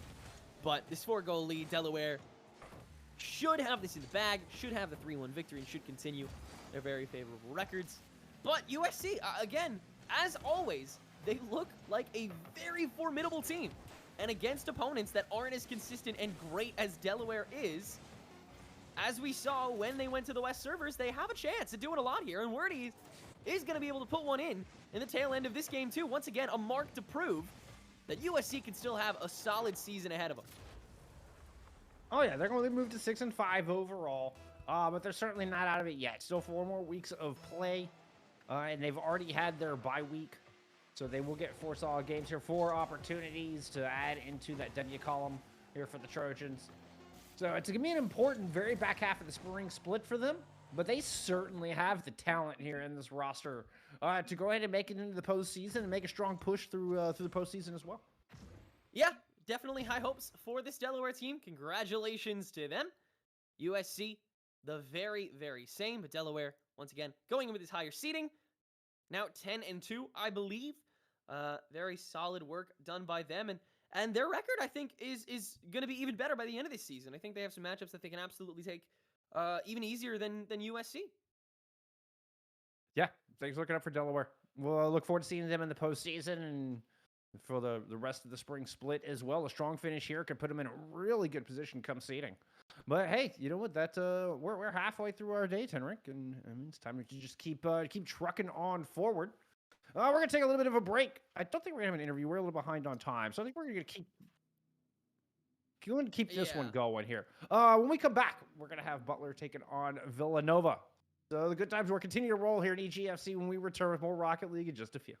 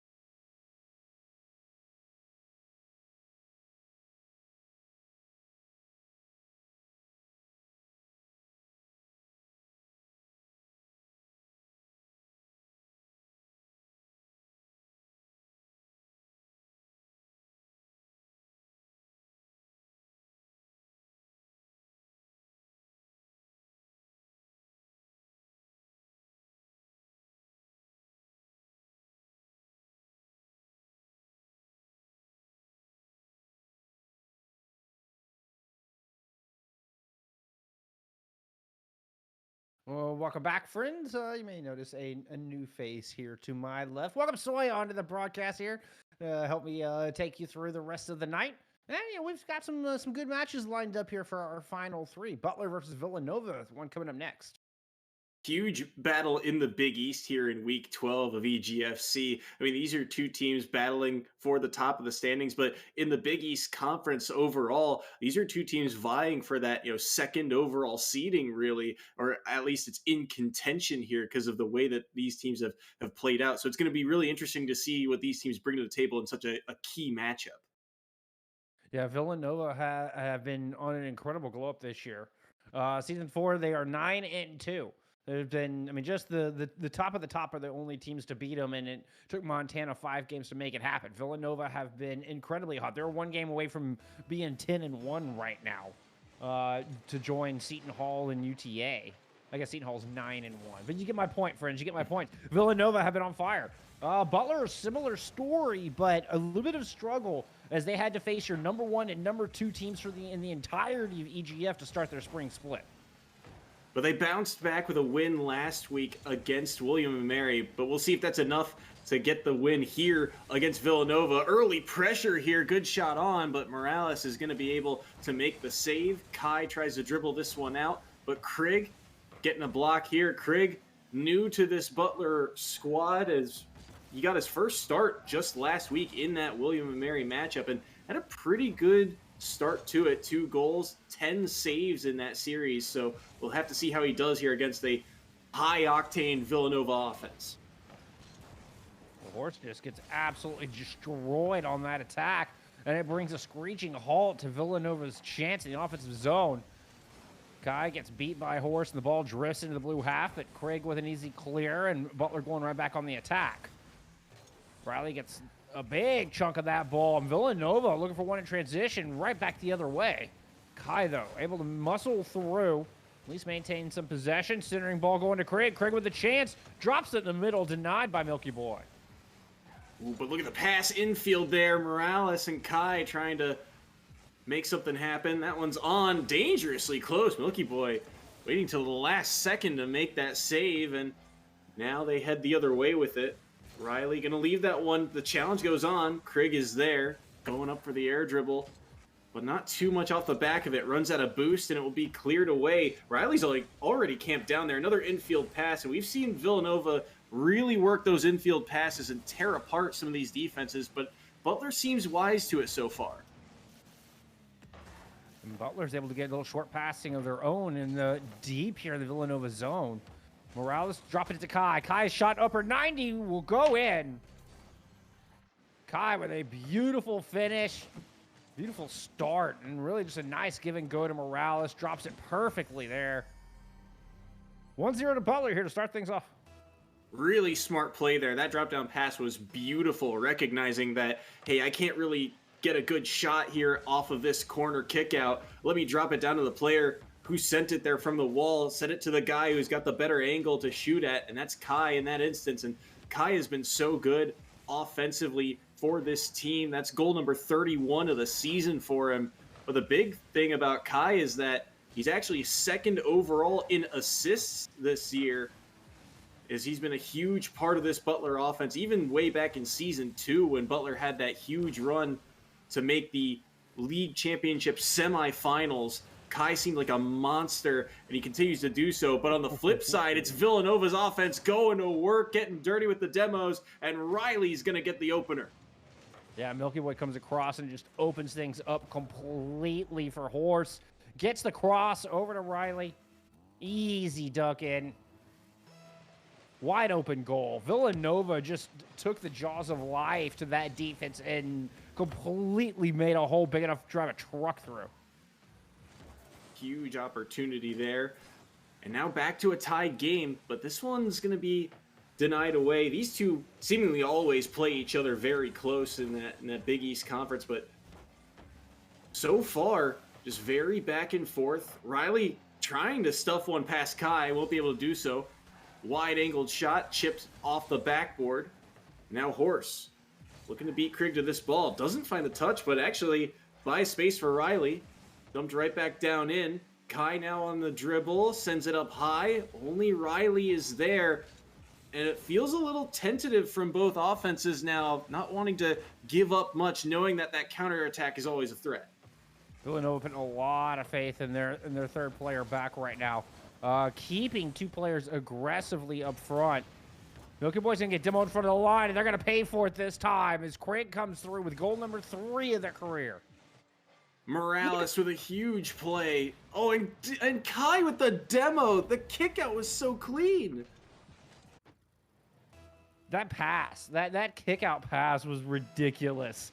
The spin around off the back of the car to go all the way down the pitch and drop it right in front of the goal, and then the clear out demo. And like I said, Villanova was putting a lot of trust in that third player. Once the third man gets demoed, it is open season here for Butler. And the other key to that play, too, all 3 members getting involved, right? Butler committing all 3 upfield. Kai is normally the man back on that play because Morales is going for the ball, but instead goes for the demo and frees up the space to set that play up and give the Butler Bulldogs the lead late here in this opener of this best-of-5 series. And they're still putting on offensive chances. I'm a Horse kind of pins that one to the corner. Milky Boy waiting for the challenge from Morales. Does get by him. You have to wonder how much boost he's got in the tank, as I'm a Horse will get by. Has Riley. Shot is open. Shot is on, but Morales with a goal line save. And the rebound's going to get saved away by Kai. Rebound shot was just way too narrow. Needed to go far post. But Morales with the gorgeous save to bail Butler out. Help him maintain the lead. Kai was trying to drop it down from Morales here. Morales will eventually get a touch on it. Horse is going to push across the line here in the final seconds. Craig with a big denial and a rolling clear should guarantee victory here for the Bulldogs. And that one's going to touch the ground. No one in sight of it. And Butler take game 1 of this series. But it was close, and you gotta, look back at the plays. I think the big difference maker really was that Kai finding that demo on that back line, committing all 3 members, right? You said it, right? Villanova is depending on that third man back to make the saves, to get the stops. He gets eliminated, and all of a sudden it's wide open, and it's those, little plays. The minutia of this game is what it really comes down to between these two teams, and they're able to take advantage of it in game 1. I mean, the defensive rotations from Villanova, they weren't rotating fully back. They were keeping 2 pushed up so they could get quick transition goals. Butler read that like a book and just like, hey, if we go back there and demo, it is clear sailing right to the net. And we also saw the physical play start to play a factor, right? Villanova's only goal was off of a bump along that goal line, or a demo along that goal line. Same thing for Butler getting that game winner. They get the demo on the back line. So that physical play that we don't frequently see going to play a huge factor in this series. Low scoring shot totals overall, only 9 total shots there in game 1. Morales' first shot, first goal here, 13 seconds into game 2 is I'm a Horse just with a lackluster clear, lands right in Morales' lap. Props to Morales for making that acute angle as well. Yeah, Morales with a great shot angle, like you said, kind of just beyond goal line extended there to make that one happen. And now, for a Villanova squad that has consistently the past couple of weeks put up numerous shots on goal, they look a little lost in terms of getting to the portions of the field where you can make those infield passes happen. And this Butler defense able to clear the ball pretty cleanly, so it's up to Villanova to find a way to break through. I think they've got to take a page out of Butler's book and find a way to commit all 3 members. But oh boy, Milky Boy with a huge solo effort nearly found a way to tuck that in by himself. Kai screwing back the other direction. Morales gets demoed, so Kai's just going to follow it all the way back. Craig rotates in, try to keep pressure in the zone. Kai to the corner, Morales and down the center. Doesn't get the shot off. Butler able to bump it back into the orange half as Craig wants another shot at this thing, but Milky Boy over the top steals it, going through the skies once again to Riley. Finds the fortunate bounce off the crossbar for the tying goal. And Milky Boy, what a play here. Gets back to the ceiling, flicks it forward, and Riley sneaking underneath. All the attention there is on Milky Boy and that shot, that pass from the ceiling. No one, everyone's on ball cam there looking up at that ball. No one sees Riley sneak out of the corner and get underneath that ball, and the shot off the crossbar, well placed to get that underneath with all that power, and the Wildcats strike back and tie this game up. Oh, cool goal. That was just awesome. I love the late boost coming out from Milky Boy off the ceiling, just the right altitude to push that ball forward, to set it up for Riley. That was just a spectacular goal. Highlight reel one, and one that Villanova really needed to get some momentum back, but here comes Kai looking for the dunk with 0 boost, but I'm Horse gets it around him for the moment. Morales looking for a second touch, but Milky Boy is there, gets it over top. Kai is back. Now all the boost as he picks up the midfield one and expects a challenge there from I'm a Horse, and a little bit of a miscue leaves Craig with another one, and Craig taps in a second goal here for Butler. I'm a Horse waits out the first challenge, but Craig comes across the top. Milky Boy doesn't see it coming in time to body block it out. And the newcomer, Craig, finds their second goal of the series. Huge plays from Craig at the right place at the right time has given the Bulldogs a 2-1 lead. That shot's going to find the back of the net. I'm a Horse right off a kickoff, launches one underneath the crossbar, and the defense just disappearing for Butler. Oh, Morales backflips. That's tragic. Yep, got a little panicky. Hit those buttons a little too quickly. And Captain Horse, just with the right amount of finesse, so lob that one in, keeping it just under the crossbar. Good poise we've come to expect here from the captain of this Villanova squad, and the tying goal that the Wildcats much needed. As we approach that halfway mark, Morales might have something here, but Riley's going to be able to go up and challenge that ball. And a Horse stuck in an awkward position here, trying to place one off the corner, but he'll opt to just leave it for Riley. All of Butler backtracking now. Kai, wanted to leave that ball for Craig, but he was getting bumped by Riley instead. And a lot of chaos here as players really trying to get physical and bump each other out of position, making each side uncomfortable in where they are and keeping it difficult to track down where everybody is. That's a great save by Milky Boy on Kai's shot, and it will be cleared away. Great setup from Butler. An even better job on the defense of Villanova. They're going to have to rotate back to grab this one. Do you have plenty of boost to work with? Could be a very aerial assault here. Kai up to meet it, drops it down. Big shot from Morales. Sent aside as Milky Boy holds the line there on that near post corner. Ball drops down in front of Kai once again. This one's going to ride at the wall. Kai trying to beat it up and just bails on that plan. Of course, with some good positioning, but another good push across the front. Craig's going to make contact as well. Villanova holding on here in this, approaching the final minute. Morales going to boot it back up. Craig misses it. Morales will get touch number 2, but there's a demo in the backfield. Horse has got a shot up high. That'll go. Villanova takes the lead with 72 seconds remaining. Huge play here. Morales, you never want to see those passes off the wall, not when you're going to be the last man back. And look at the power of this shot. Nearly 70 miles per hour on it. Just no time for Morales to react. He's just trying to buy time by sending it into the wall. But when you do that, it makes it such an easy read for your opponent to fly in and send one on. And I'm a horse, the benefactor. Kai with a chance here. That was a good play from Milky Boy. Just quick enough to keep it out of Kai's hands. Kai misses that challenge, but Craig's going to push it back forward. Kai was going for the bump, but Horse stands strong. Horse trying to get out, but Morales with a beautiful dunk right on target. We're tied up once again. And again, Horse gets bumped here, but he's still right in front of the play. Craig trying to disrupt him, and Morales, I wonder if the ball actually kind of shadows Morales there and blocks his or obscures his view of that incoming challenge. But that ball just barely gets away from Horse, and all of a sudden, Butler's found another window back into this game.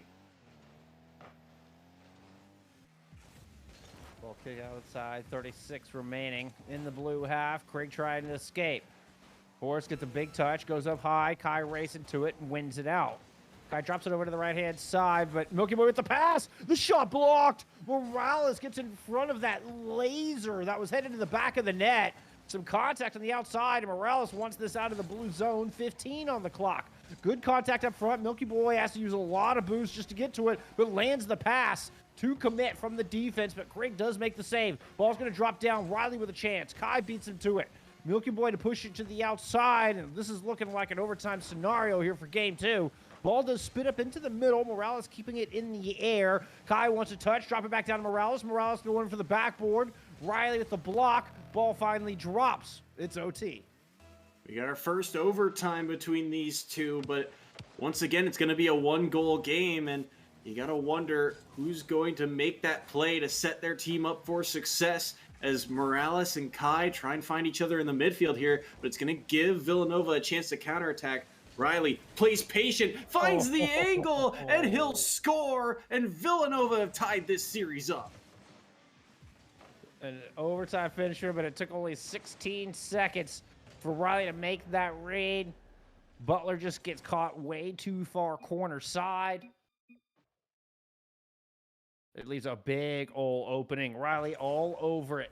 Goal number 3 on the day, and a very important game winner here in game 2 to tie up this series. Yeah, I think in that overtime goal, too, Craig jumps up very, very early, expecting Riley to go up, and he just overplays the ball, and all of a sudden, Riley makes him look foolish just by standing there saying, all right, the ball's going to drop down to me, and Kai and Morales just can't get back in time to make that save. But good recognition by Villanova's offense, right, to say, hey, they're overplaying this. They're jumping at everything. Let's just play patient, play for that juke. And they find that angle, and they get one back here in this series. So tied up at 1 apiece now as we get ready for game 3. Oh, you got to love it. You got to love it. The slate's been wiped clean, but you can't help but feel Villanova the ones with a little bit more momentum. You know, neither team are starting from a standstill, and Villanova appear to have a bit of the edge as far as the read on the other team is concerned, as far as a little bit of tempo control, and you can see that resulting in some early pressure here in game number 3. And it feels like in terms of how these teams are scoring their goals, is this one's going to be dangerous. It's off the post, and Morales was there, but couldn't make contact. Milky Boy will be able to buy a little bit of time, but 2 players commit for the side of the Bulldogs. And I'm a horse, and Riley aren't able to pinch this one out. Might have bumped each other away from the ball, but either way, it finds its way to Milky Boy with plenty of space. But I was saying, in terms of how these teams have been scoring in this series in particular, for Butler, it's been a lot of the physical plays that have worked for them. But on the flip side, you're seeing opportunities like this from Villanova. A pass to the infield finally off the wall. Kai can't control it, and the Wildcats have the lead. That was the second one of those Villanova had pulled in a row. Milky Boy had an incredible cross a second ago. Butler just barely able to get in front of that one. This time it's Horse off the wall, and there was only one player separating Villanova from success. Villanova were able to get around it And early pressure results in an early goal. We've barely seen the orange half. Kai trying to get into it for the first time. Morales with a demo might create a little bit of space, but Horse is able to grab a boost and the ball along with it. Jukes out a defender there as well. He's got another infield pass. Morales kicks that one outside the box. Milky Boy controlling along the wall, looking for Riley, but Kai intercepts it. Luckily for them, Horse is back. He'll be able to pick up the corner boost as well, but Morales on the challenge. And it'll be Milky Boy to clear that ball away. Krieg now. Infield pass cut off by I'm a Horse, but it's still blocked away. You're seeing now Butler forced to the outside on a lot of these offensive drives. Krieg will make that save along the back line. The Horse will keep this ball in the blue half. He's got another touch on it. Can he find Riley? Yes, he can. The shot is on, but what a read by Kai sweeping across to make that save. Incredible save. It was a beautiful setup from Villanova. Kai just sticks with it. Rides it all the way through. Now gets a touch, squeezes between two players. Gonna beat I'm a Horse down. No, decides to sit back, grab the boost, and then attack from the ground level. Almost snuck one in. Morales is gonna push it over to the other side. Horse was waiting for that along the wall. We'll get the clear. Milky Boy working off the wall as well, trying to go for the cross. Morales in front of that one. Kai off the wall. Both these teams playing very fast, looking for the deep ball right now, and Krieg with a big miss. Might leave it open for Villanova. Off the wall, this one to Riley. Up into the air. Trying to work off the back. Kai sticks with it. A slow play here as Milky Boy wins out of 50. It's going to drop in Horse's lap. Can't wrangle it in, and Butler with a couple of quick short passes makes it into the zone. Morales with a chance. Morales with a goal. What a play from Butler. Kai, the infield pass. Morales to Krieg. Just everyone getting involved for Butler. That's the key. All three members have to be on point. But it feels like that was basketball passing. Just in tight, in close. Just continue to feed each other the ball. Or, you know, that's like soccer drill practice, right? Just continue to pass around that triangle. And look at this off the corner. Krieg again giving Butler the edge here off the feed from Morales. Great read from Krieg. And a nice little redirect to put that where it needed to go. It was perfect. Welcome to the league, Krieg. You're looking spectacular. And Butler with those short passes. I mean, the soccer drill is the perfect visual for that. And I mean, you are one happy coach. Coach Nick has got to be very happy with that squad after seeing those beautiful, flawless short passes, 4 of them in a row to get that first goal, and then back-to-back scores here from Butler to put them up by 1. Still plenty of time, though, and plenty of work to be done here for Butler to try and get themselves to match point. Riley gonna get denied out. I'm a Horse finds a clear, and Milky Boy gets a demo. This could be a chance at an open net. Morales can't get back to it, and Riley's gonna sneak one in. Milky Boy's downfield demo opens up the back door for the Wildcats. Yeah, and a bit of a miss from the defense of Butler. And Villanova, their aggression rewarded that time. That big forward placement, and they find themselves in a 2-0. Down the field, that is. Not as far as scoreline. Clearly, it's a 2-2 scoreline. Horse looking to make it a 3-2 here. Can't get past the defense. Still a chance, though. Still a dangerous presence. Kai's ball, okay, will make it over Riley's head. Milky Boy will put a stop to it. But Kai right there. Opportunity here for Butler. But look at this. Just back-to-back passing there from the backboard to the corner, and I'm a Horse sends it away. Now Kai from his own back wall gets the flip reset, does get a piece of that ball, but Riley was ready for it. And now Milky Boy will try and clear this ball once more. A minute remaining here in regulation to decide who gets to match point. Might be Villanova off of that challenge. I'm a Horse sends it all the way across. It was a bullet. Riley wasn't expecting it. And now Morales caught in an odd spot. Krieg will have to back him out of that situation. And now Horse trying to work out of the corner once more, but Kai is there. Harsh pinch out. Morales won't be able to find a touch. And Butler heads the other way. 30 seconds now remaining in regulation. Well, Morales staying back, and a good thing they did. Big clear and a follow-up touch puts it right back into the orange half. Horse through the skies. Krieg meets him. Ball drops down, lingering towards the left wall. Pass to Kai. Kai in the middle, denied by Riley. Beautiful save from Villanova. But Butler may not be done with this assault just yet. Craig to Morales. Morales up to Kai once again. Kai goes over one, but Horse is there for the backup. Ball's dropping low. Kai with a touch. Craig coming in, forcing him off. Ball rolling along the ground and nobody there. We're headed to overtime for our second game in a row. And another huge overtime here. These two have just been so back and forth. Does Villanova find another overtime goal, or will Butler put themselves on match point? Maybe all the way a pass across here to Kai. He's going to send one on, and no one is back. Everyone on Villanova getting called out, and Kai's got the overtime winner. Hold hard left. You can see everybody from Villanova was working from right-hand side to left on your screen, trying to stuff that corner, expecting a corner play. And Kai just puts it all the way across the grain for that long-distance game-winning goal. A goal to put Butler up on match point. We've got ourselves a ball game, friends. This is so close between these two, and it's just the little things, again, that are making huge differences. I feel like Kai, right now, the game plan for him, it's just about beating the man across from you, right? These 50s, these challenges. Yeah.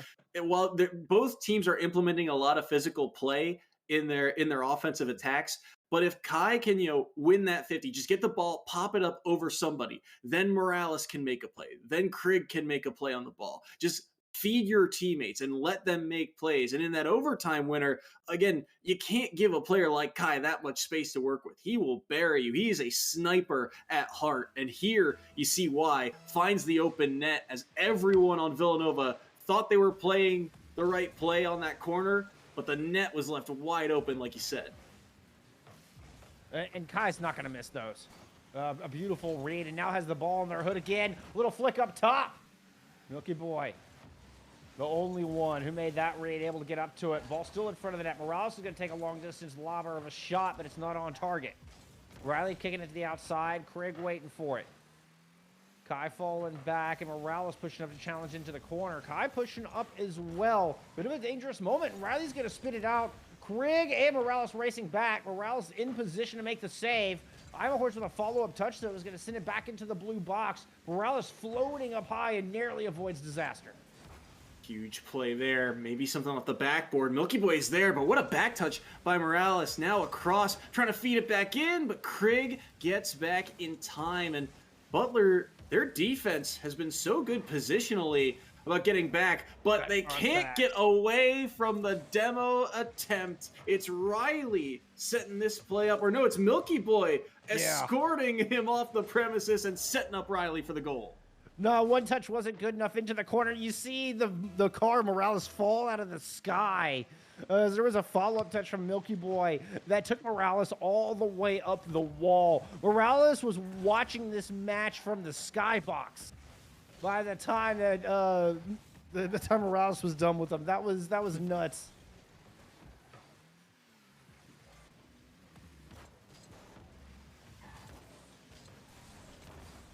It was Milky Boy who made that contact. Self-correction there.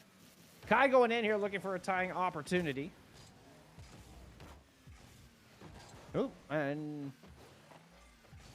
I've lost audio with my co-caster. I don't know if that's on my end. No, I'm here. I'm here. Hello. Oh, okay. Yeah. I was like, wait, something just broke. Something broke. And it wasn't just the Butler defense. Morales tying shot. Off the crossbar. Kai follow-up will go. We're tied right back up.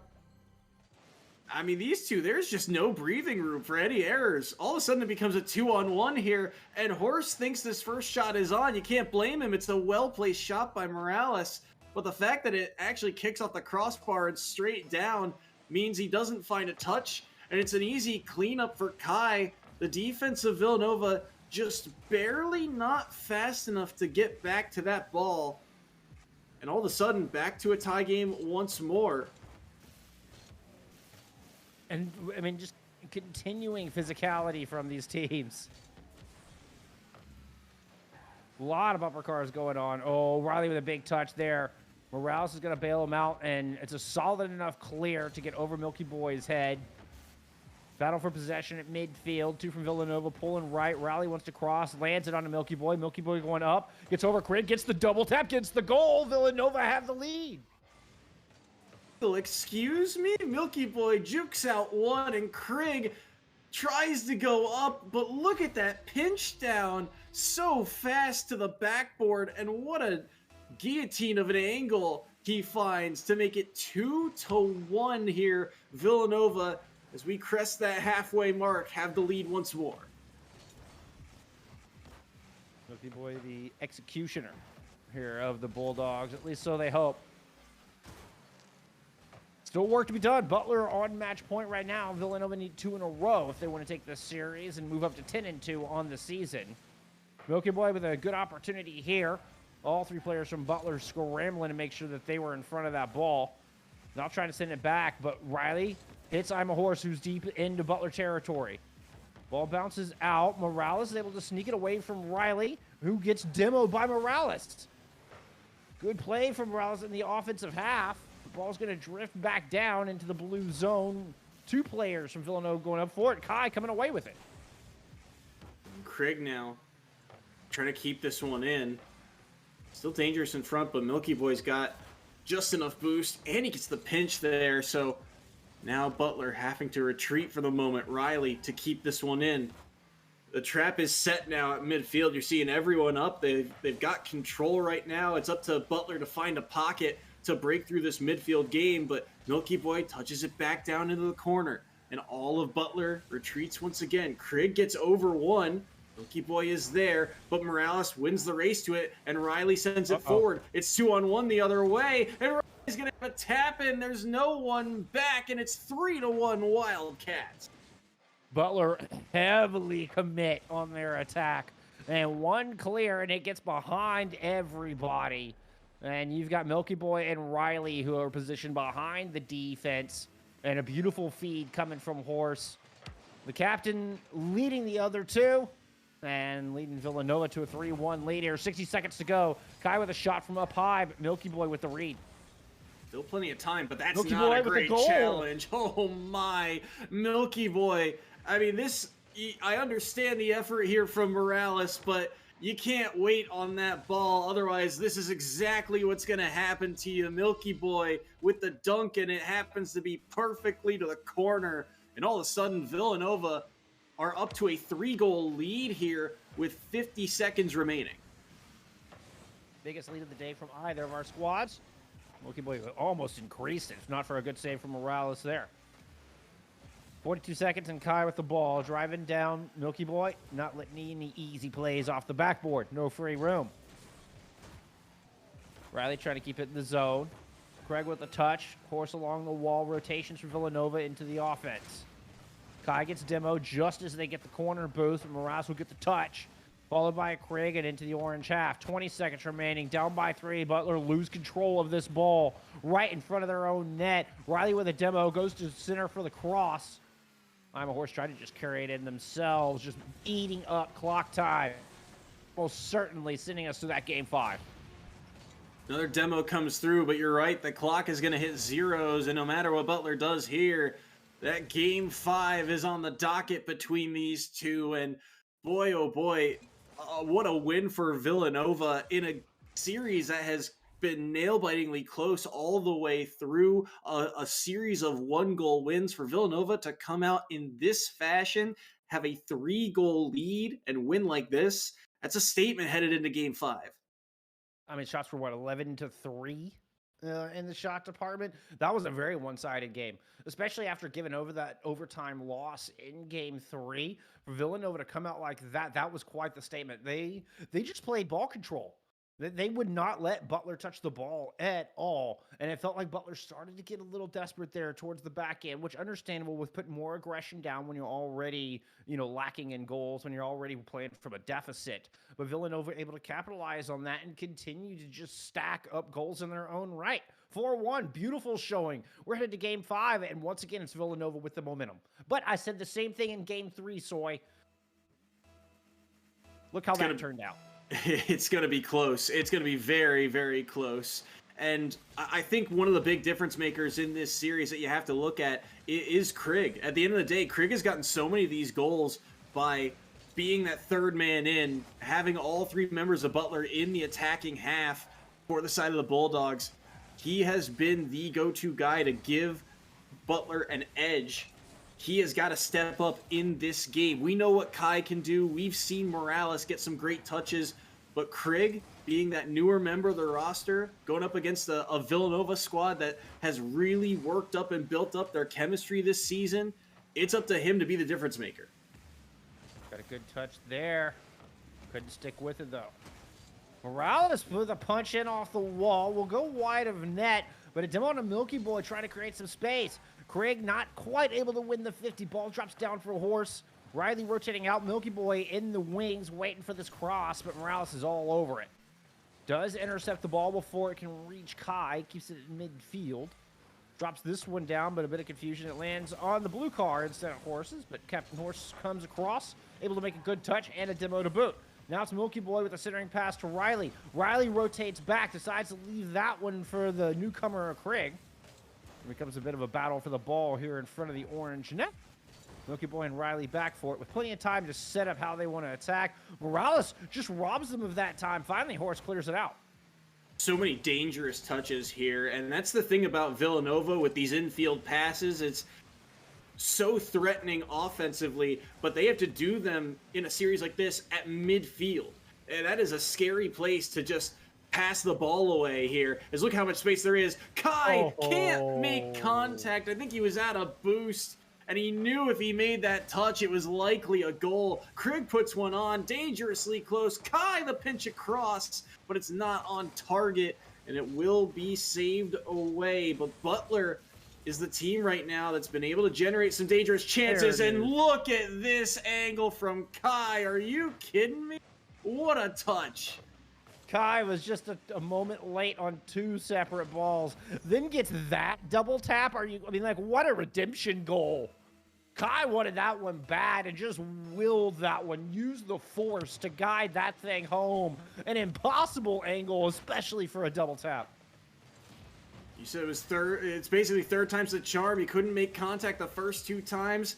There, he does not find a way, or he does not miss. And now all of a sudden, Butler find themselves in a one-goal lead and looking for more. Craig almost got back to that ball, but Milky Boy just barely getting it there in time to shut that play down. Maybe Villanova's got something here in transition, but Morales is going to make the first save.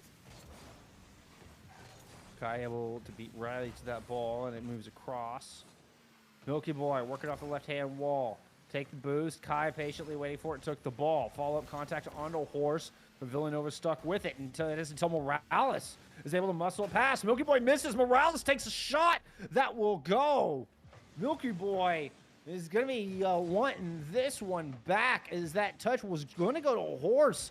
But Morales was way in front of it and just seeing into the future as they slam home goal number 2.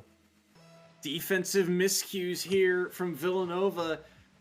They have been so good at getting their offense going, but it's about getting to the point where they can play offense.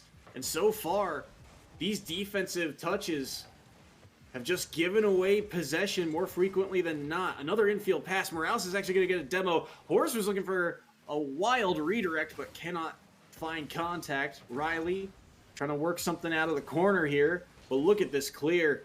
Horse now sends it up the wall, but he's facing the wrong way. Nowhere to really run to. Everyone from Butler waiting for this one. Kai towards the backboard. Milky Boy gets a solid read on it. And now for Villanova, how do you break through this midfield game? They find an opening, but Kai is back. And I'm a Horse with shot number 4. The only 4 shots Villanova has here in game number 5. And, well, Craig comes up with another goal. The newest addition of this Butler roster finds goal number 4 here in this Game 5 thriller. Right now, Butler are 74 seconds away from taking it, moving up to 8-4 in the season. Huge win this would be, especially after the way Game 4 went, to bounce back like this. 3-0 scoreline with a minute remaining now.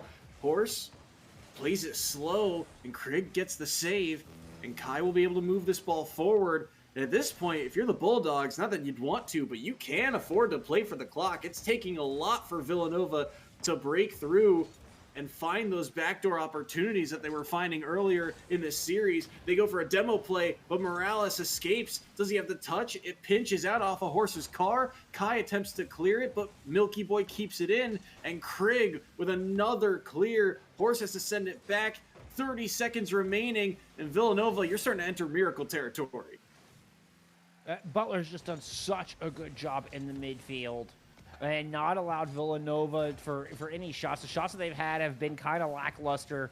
I'm a Horse is going to put one wide there. Yeah, you see I'm a Horse with 5 shots now, but a couple of them have just been long distance downfield, kind of yeet them somewhat towards the net. Not a real calculated assault. Butler really in control. They bounce back from a pretty detrimental loss in Game 4 and utterly dominate Game 5 to take this series. A statement win from the Bulldogs. Kai's looking for more here, and Riley will keep it up. Fun at 0 seconds. There well, this one will hit the ceiling and will touch the ground, and Butler will win this best of 5. But what a series and a complete team effort from this crew. Morales getting the MVP in that final game, but Kai with the opening goal, and then Krieg with the dagger late. Butler showed up this week ready to play, and it's a well-deserved W. Well-deserved W indeed. Everybody getting a goal from the Butler squad there in that Game 5. Everybody really showed up across the board. I mean, we had Krieg with 4, Morales with 4, and Kai with 4. Just to show you how evenly distributed these goals were. And it's Butler really putting forth a team effort. I mean, we've called them the blue collar squad for a reason. Like, it's just fundamentals, hard work, and trust in your teammates is what has carried Butler to an 8-4 record here thus far, and a big victory over Villanova today. And by the way, nobody shuts out Villanova. That's an offense that just does not get shut out in any series. They find ways to score. Horse on an air dribble, Riley on an infield pass, Milky Boy getting a demo somewhere. They never get shut out. For Butler on that stage to shut them out in Game 5, that's a huge win and a huge booster. Again, this is a tightly compact Big East, especially when it comes to that, number 2, number 3 seeding overall. Yep. This was a huge win for Butler to not only get themselves back in the overall standings, but also to give themselves a very good chance in that Big East bracket. Well, I think that 4-goal pass was one of the greatest plays I've seen all day. Here's hoping that our upcoming teams might be able to match in spectacular performances. We're going to take a break. When we come back, it is Montana taking on Marquette as EGFC Week 4 continues.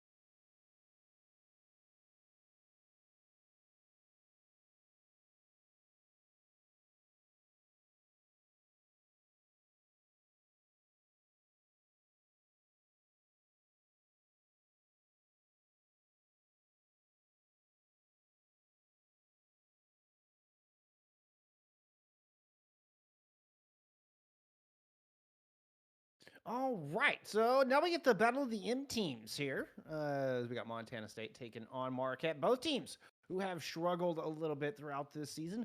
Both teams have had a fairly difficult strength of schedule. I mean, Montana State have the hardest schedule I've ever seen in my life. Marquette just kind of in a rebuilding year this year. Traditionally very strong team, but kind of in that year of transition here in Season 4. And on the flip side, you look at both of these teams really trying to battle back in the standings. Marquette, like you said, in a bit of a transition year. and a lot of those players, there's always something interesting about Marquette, though. Even though they've had a lot of players come in and out of this roster, it feels like when they are able to pull things together, it feels like a very complete team. Players like Nito Burrito really sticking around and making sure that they're the glue to this roster. But players like CJax have really stepped up this year for them. Migs in particular is seeing more and more time. But we'll have to see how they fare against a Montana State squad that, as you said, has been tested time and time again this year. Yeah, coming off of a tough 0-3 loss to SoCal. But I think this Montana State squad honestly really just needs to get a couple wins under their belt. I mean, just get some good games, put things together, start putting one foot in front of the other. And with a little confidence, I think this Montana State squad would look a lot better than the 3-8 record would signify. Marquette, a good opportunity here for them to bounce back. They were able to win against Howard back in week 12. One of their only wins of the season, their only earned victory of the season. So perhaps Marquette can find a little momentum of their own here heading into week 12. That was week 10 that I was referring to. But nope, it's going to be Montana State grabbing the early momentum, grabbing the early goal. This one coming off of a challenge from Pros. Just loops around, lands right in front of Chef. Beautiful shot. Well-deserved goal.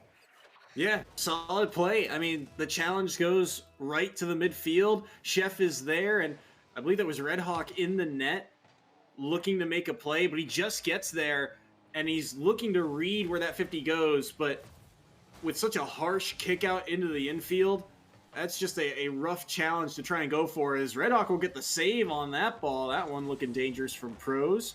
But Migs will dump that one away. Struck now. Looking for Pros once more. Double tap angles there, and he's going to find it. Pros makes it 2-0. And this is exactly what Montana State needs coming into the back half of the spring split. Coming through the Ghostbuster car, the Ectoplasm scores goal number 2. That's not one you see very often. Got to give it a little shout out there. Even for just for nostalgia's sake. Got to love great 80s movies. The last time I saw the Ecto was at RLCS Worlds, but oh my, look at this pass to Chef. Oh, the dish was so clean. Red Hawk just can't win the race to the boost. CJax can't get there either, and Pros looks at Chef and says, easy tapping goal, my friend. Here you go. Serve it up 3-0 for the Bobcats. What a start. And this is by far the best we've seen Montana State look. And Chef with another clean little move almost had goal number 4. Pros is going to put one up. Struck is there. That's on target. Goal number 4. Montana State just finding every opening here. And they are so fast to the ball right now and finding all of these key touches. But Pros having himself a day right now in the assist column. I mean, when we talk about these squads, it's a lot of individual efforts coming together. But when the whole team is getting involved like this, you can see their potential as another assist goes Pros' way. Feeds it off the backboard. Migs can't find the touch. And Chef with an easy punch in. Well drawn up play right off the kickoff. And you can't help but feel this is like 12 weeks of pent-up anger from Montana State, that they are just unleashing a flurry onto Marquette here in the first 2 minutes of this series. Yeah, I mean, it's been, like you said, such a difficult run for Montana State. I mean, they come into this week's matchup at 3-8. And now you're going up against a Marquette squad that's still searching for win number 2 of the season. Yeah, I feel like you said, that strength of schedule playing a huge factor here. Pros wanted that one bad, but couldn't line it up. Migs with a great challenge here. Marquette with a chance to get behind the defense. Third player struck is back in time. Little dish off to Chef, gets intercepted and pushed back towards the net. Pros is able to find it. Clears it back down, but Chef will not get the follow-up. Struck trying to hold midfield line, sending this one laterally, long ways across the pitch. Pros with a good kick out, blocked. Migs trying to tap it back towards the middle. Ends up taking their own pass and taking a one away from MSU as Migs opens up the scoring here from Marquette. Red Hawk gets the high five too, but yeah, the giveaway here from Pros, just not expecting it. from Miggs. That challenge so quick, and it goes into the empty net as everyone thinks, when the ball is on the hood of Pro's car, he never gets dunked like that. Everyone on Montana State ready to push forward and put another goal on the board. They will find one here in the oddest of fashions. How does this one squeak through these two defenders? Oh no! Oh no! And Struck gets just enough of it to kind of kiss it forward. Wow. That ball was in the perfect pocket dimension between 3 players.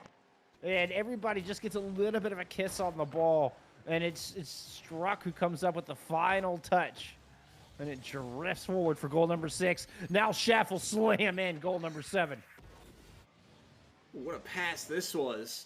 The 7-1 on the board. Seajax, that's the danger of those touches off the wall. We saw it last series from Morales. When you get that touch to the infield, or a touch off the wall, comes right back to the infield, and it's an easy follow-up for any opposing player to get back to that ball. And all of a sudden, you're staring at a 7-1 score line with still plenty of time on the clock here. We'll see if Marquette can grab some momentum, but Struck might be looking for some momentum of their own. Stejax makes the save. Red Hawk out of the zone. Chef with the intercept. Hits a touch, grabs pads, rotate around. Pro's waiting for the ball at the line. He's just going to push in. Marquette's taking too long. Montana State just going to get aggressive. Chef looking for a shot here and somehow threads the needle. Upper 90 for Chef for goal number 8. And Marquette just looking lackadaisical on this. Could not get it out of the zone quick enough. And Montana State pounced like the Bobcats they are. So quick to the play. And by the way, Chef having himself a day right now. Coming into this game, he only played in a couple of series, but he was entering this week 1 goal, 1 assist, 6 saves. He's got 5 in this game alone. And Montana State feeling good about this opening series. And there's still 60 seconds of playtime. That feels like an eternity, the way Montana State's been playing. Struck with a pair of goals as well early in this series. Up along the walls, going to put one along the backboard. Drop it down for Chef. Chef leaves it for Pros. Pros a turn along the wall. Loses the challenge to Seajax. Good play from Struck, and the ball will spit out after the demo, right towards the net. And Struck with the perfect waterfall that drifts in off of this demo. But look at the placement on this thing. Real.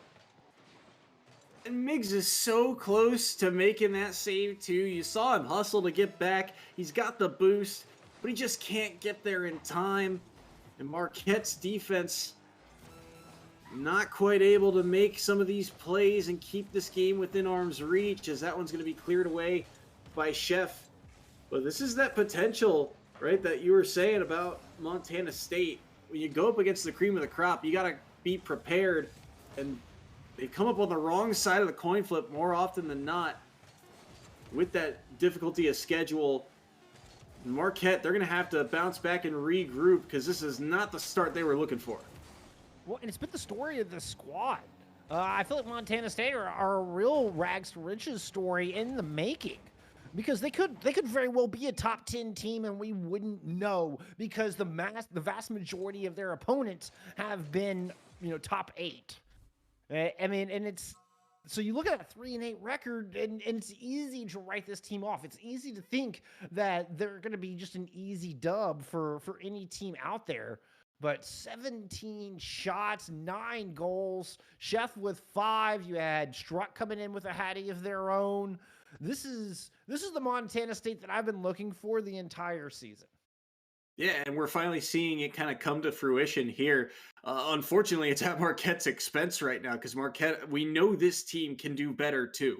This is a squad that, again, is in that kind of rebuild mode. But you look at the players, I mean, there is some potential on the squad. We saw Miggs get some time in that Big East Conference playoffs just last season. We know what they can do from those playoff series. We've seen Red Hawks step in time and time again and make some big plays. In particular, Seajax, he's the leading scorer on this team, 14 goals this season. So there is potential for the squad to make plays, to rise up. But I think the biggest thing is that chemistry. They can't seem to find each other in that offensive end. They can get the ball down the field. They can make some saves, but it feels like a lot of times, even on defense, you're seeing a couple double commits occupying the same space. They've got to communicate right now and figure out where to be, because otherwise, Montana State, they might run away with another game here. And Montana State showing us chemistry like we have never seen from this squad before. Pros looking to get another assist here, but Red Hawk with a great challenge is able to get past 2 to get it into the blue half. Miggs, after the ball slowed down a little bit, trying to shoot it out to C-Jax. Red Hawk has to come up and make the touch. Ball bounces awkwardly along the line. Pros to Chef, across the struck, back to Pros. Pros shot blocked. Miggs gets in front of it. What are these passing lanes? That was a crazy sequence.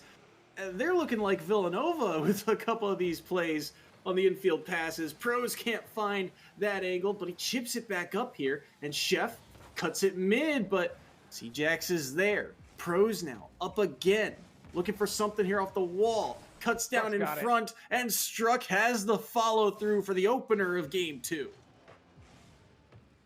Pros will get credited for another assist here as the ball bounces out. Struck just gets a bit of a jump on it. C-Jax not quite quick enough. Bobcats strike again.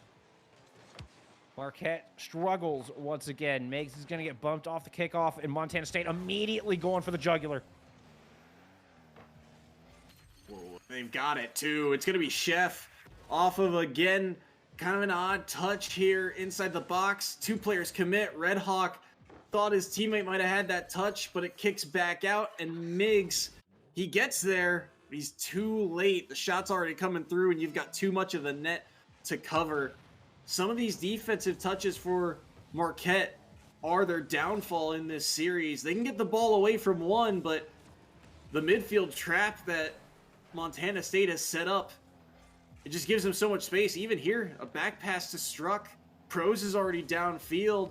Montana State, like you said, chemistry that we have not seen from them this season being displayed here, and they just continue to find each other across the pitch. I feel like the Morpheus right now, it's like, what's going on? It's like they're starting to believe. You can see Montana State. You can see the confidence starting to build. Oh, I mean, Chef is toying with him a little bit here. But what we saw there was patience, not panic, coming out of Chef. And Montana State really embracing that mentality as a whole. And you can see it. You can see this team developing before our eyes. Another good look there. Miggs does a great job to get a piece of it. Marquette's defense actually doing a wonderful job here this past little exchange, let's call it. Red Hawk finally able to clear it out. Now the question is, can Marquette put anything together on the offense? And that's, I love what you said, right?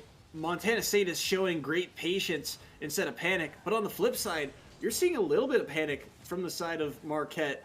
Even though their defense is making a lot of saves, we're seeing a lot of their players still kind of occupying the same spots and just not getting the cleanest of touches. They got to find a way to control this ball. Even here, with it midfield, C-Jax is going to have to block Struck from that attempt.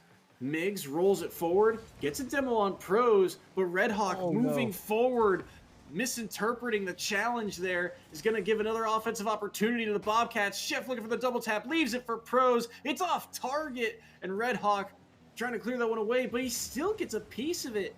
And somehow, some way, the Bobcats keep this ball in the attacking half. They might have another, but C-Jax gets back in time. Marquette, I've dodged a couple of bullets over the past 30 seconds. Chef absolutely dismantled the defense, and Montana State just couldn't quite put it in the back of the net.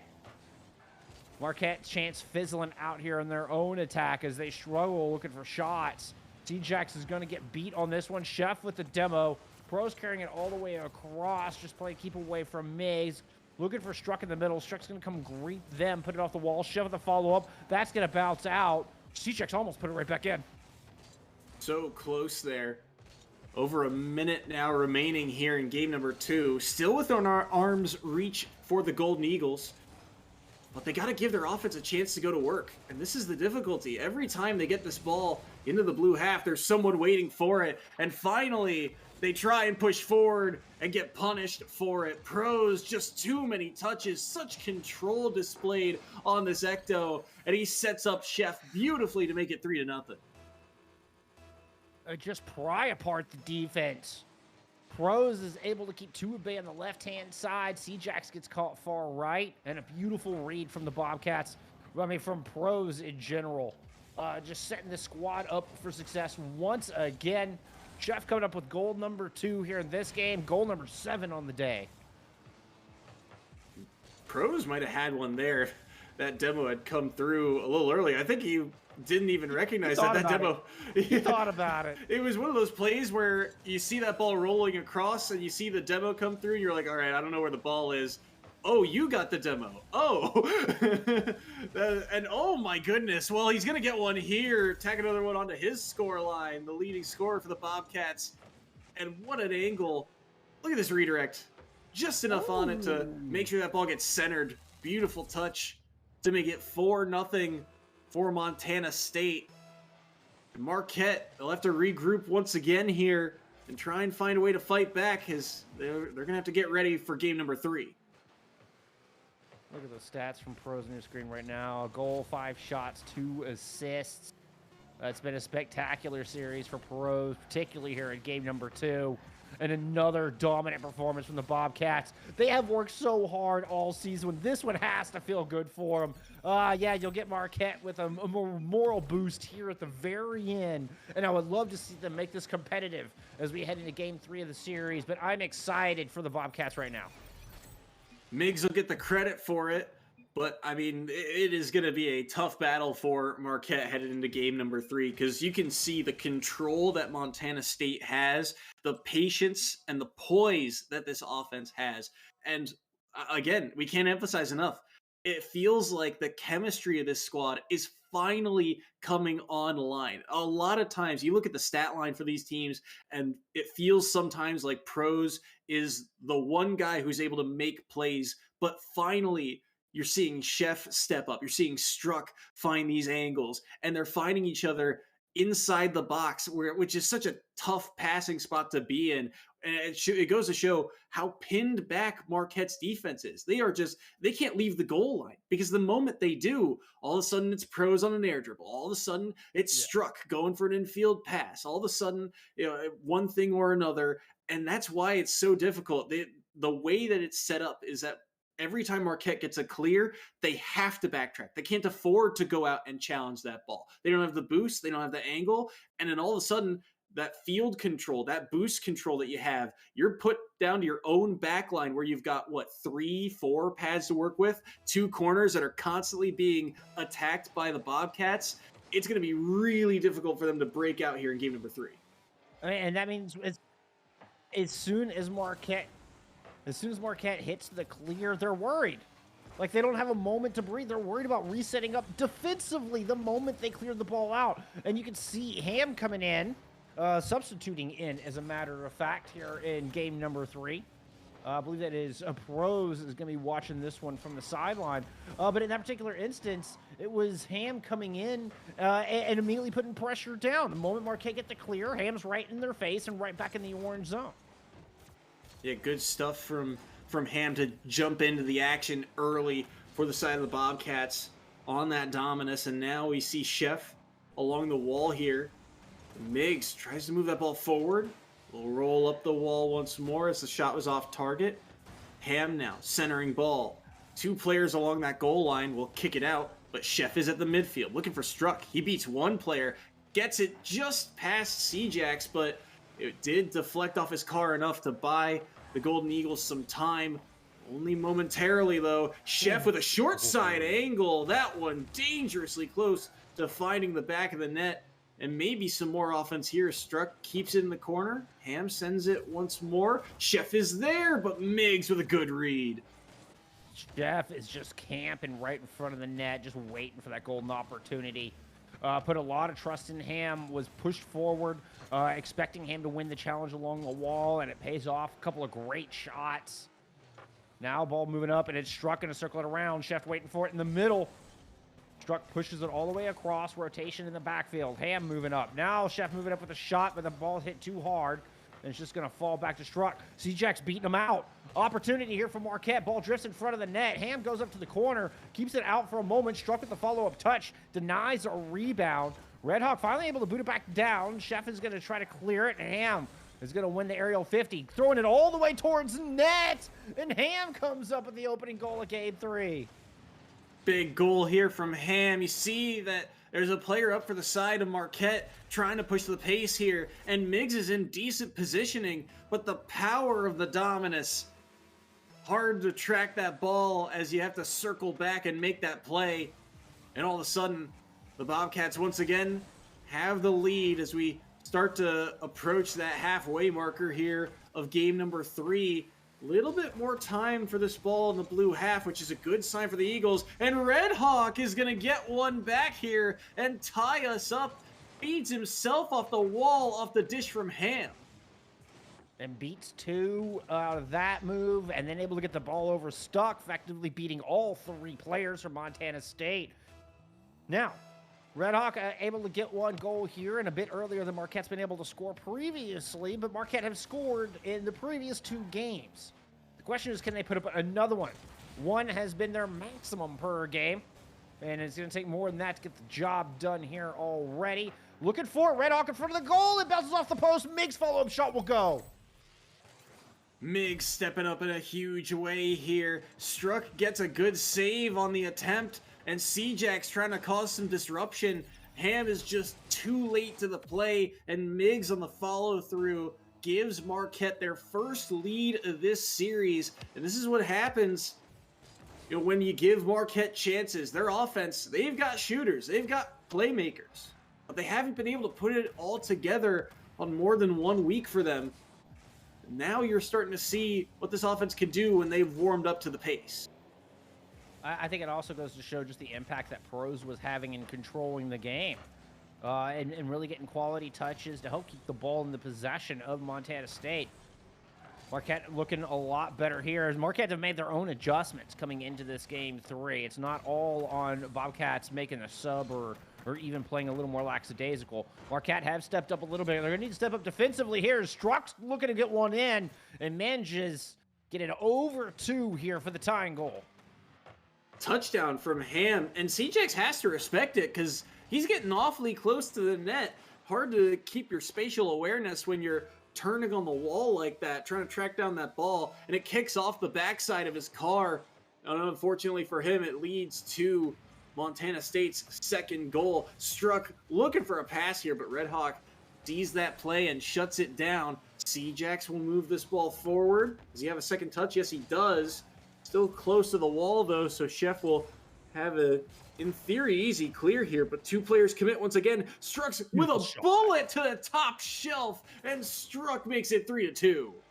What a perfectly placed shot. Struck was looking at that one as the ball was coming off the wall. Struck's eyes were in the back of that goal and set on victory here in Game 3. 2 unanswered from Montana State, and they've regained the lead. Big goal there, like you said, to give the Bobcats the late lead here. And Marquette trying to come up with something as Red Hawk with a distance shot saved away. Ham from the backboard with a clear. CJX throws another one on. And they're getting this Bobcats defense to bite on a lot of these chances. The problem is just too many resources, too many players back, too much boost in the tank. They got to find a way to make this defense uncomfortable in the next 45 seconds, but they got to break out of their own half first as Chef kicks it off the wall, and that's the clear that Marquette's looking for. And a tying goal they so desperately need is right in front of them. C-Jax loses control of it, though, and Struck is going to carry it all the way back down to the other side. 30 on the clock. Miggs loses control, and Ham pushes one off the wall. Chef in the middle. A little pop up, easily dealt with by Miggs and forced into the corner, but a demo from Scheffer slowing MU down once again. Screaming across. Struck is going to beat C-Jax to the ball. Bounces way back out. Could be a chance here. One last opportunity for Marquette.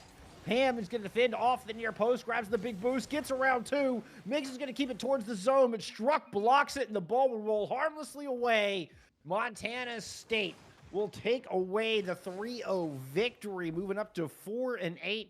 Marquette fought back hard in Game 3. More shots and more goals in Game 3 than we saw from them for the entirety of Games 1 and 2 combined. But it was still not quite enough to overcome the Bobcats. Montana State looking great in this series. Their offense really coming online.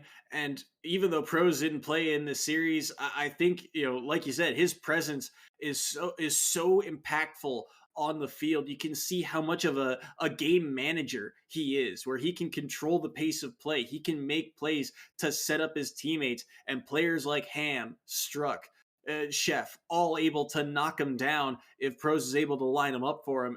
Honestly, it's reminiscent of Kai on Butler, just with less assists in that column. It's fantastic to see, but like you said, Marquette just the adjustments are there, and this is a squad that, for the Golden Eagles, a lot of their games I think have been like this. A lot of their series have been 3-0 sweeps, but the more they play, the more they adapt to that pace of play, the more they change up their style, and they're able to generate more and more offense as the series goes on. They just can't quite flip that switch fast enough.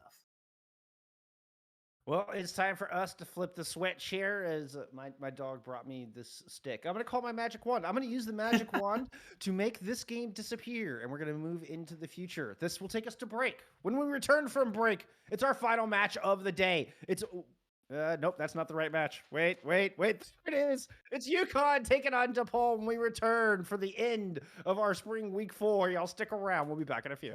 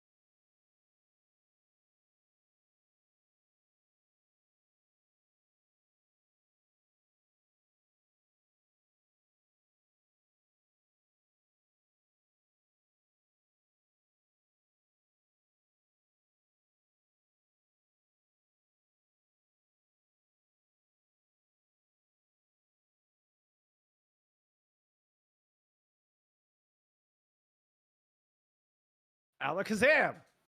Right. Hey, it worked. We're back.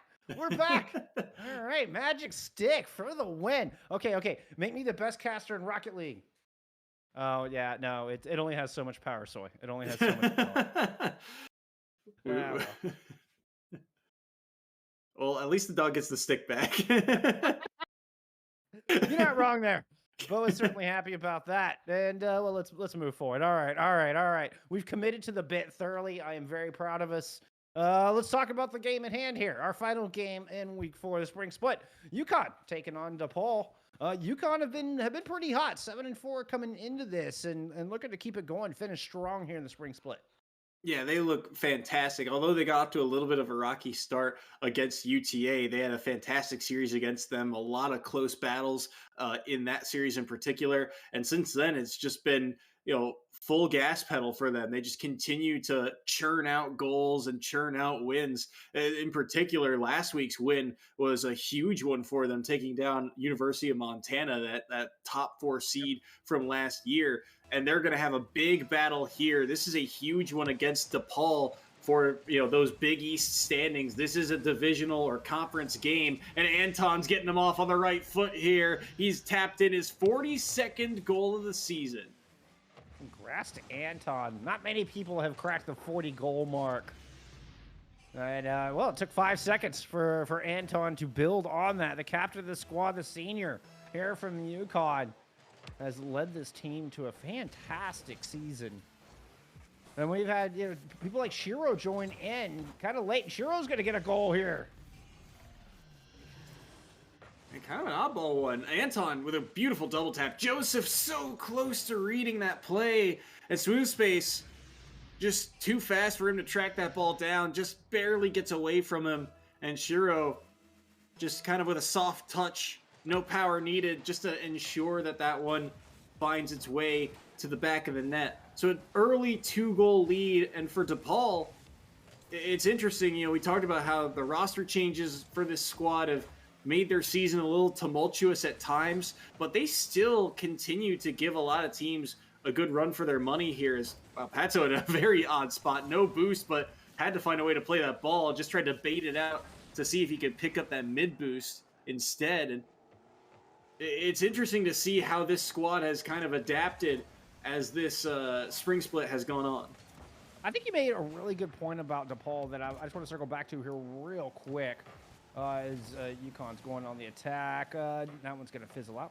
But DePaul having as much success as they have with a monstrous rotating door of a roster. Smooth Space and Patso coming in most recently, and they've still put up a heck of a season. I mean, 5-6, so kind of mid-table record-wise, but those losses have been to the very tip-top teams. I mean, those losses are to Seton Hall, to UTA, to NAU.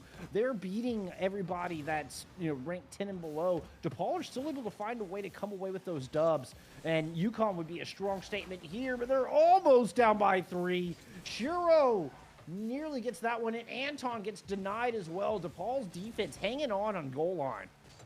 Yeah, and DePaul's defense has always been a factor, but for these newer players, it's been a huge emphasis for them to get back defensively and make plays. They know that this offense can find ways to generate goals, but most importantly, you got to keep the ball out of your own net. And that's been huge for this team, as everyone on DePaul, making save after save. But Patso and Smooth Space being, the newer additions to this squad, it's always interesting to see them kind of work together, because there's this sort of, I'm looking for a word here. The fact that they came in at the same time means that their chemistry has just kind of come online a lot sooner.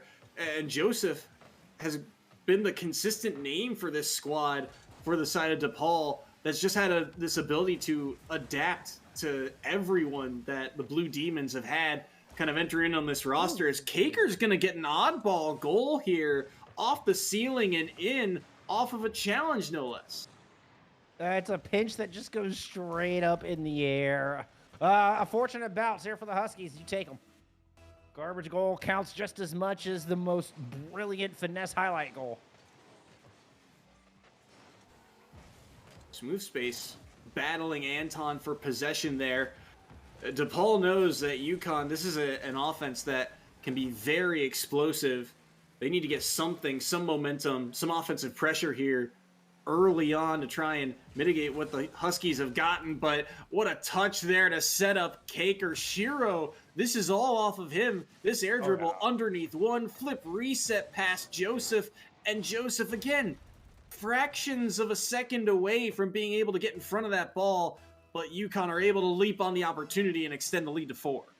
Oh, spectacular moves from Shiro. That was something special. The flip reset and the late use of the extra touch just completely bewildered all 3 players in the DePaul defense. Incredible stuff from Shiro. UConn now with 4. Smooth Space struggling to get out of the zone, and Shiro's got hands on the ball once again. He's going to drop this one back down to Caker. Caker patiently waiting for it at the line. Kind of misplays this. Ball's going to roll back a little bit, but DePaul not quite able. Oh, Joseph, the captain with the steal. Shiro still comes away with it. And now take it to the skies. We'll drive it back down. Leave it for Anton. Put one off the backboard. That one's just going to get sent all the way across into the corner. We'll be able to roll this ball away. Joseph going to play impatient here. It's interesting to see, the way that UConn has kind of played in the past. We talked about this was a UConn squad in their interview, right? They were mentioning how UConn has not had a whole lot of time to play with each other, but they still somehow have this chemistry that is, absurd for not having spent that much time together to get this team on lock. Because UConn's also had a bit of a revolving door in terms of the roster, but the consistency that they bring to the table each week is something super noteworthy. And that's, we talked to Shiro last week. And that was one of the important words that Shiro was talking about, was just consistency. Consistency is key here for this UConn squad. And, they faced DePaul, like we said, just recently back in week 10. I'm not sure that I actually mentioned that. I was getting roasted because I messed that up off air, rightfully so. But back in week 10, these two faced each other. UConn was able to take that one 3-1, and now we're just getting shenanigans here. I think DePaul are still feeling the sting of playing UConn 2 weeks ago, and are just kind of rolling over and playing dead here. You hate to see it. Feeling the sting and the ping in this matchup, but I mean, we'll have to see how they adjust for the rest of this series. I think DePaul, the biggest thing for their team in particular, when you look at this offense and the way that they go to work, they work well, actually, honestly, surprisingly well out of the corners, but their offense is just, in this game, never had the chance to go to work. So breaking through that midfield game, similar to what we saw from Montana, right?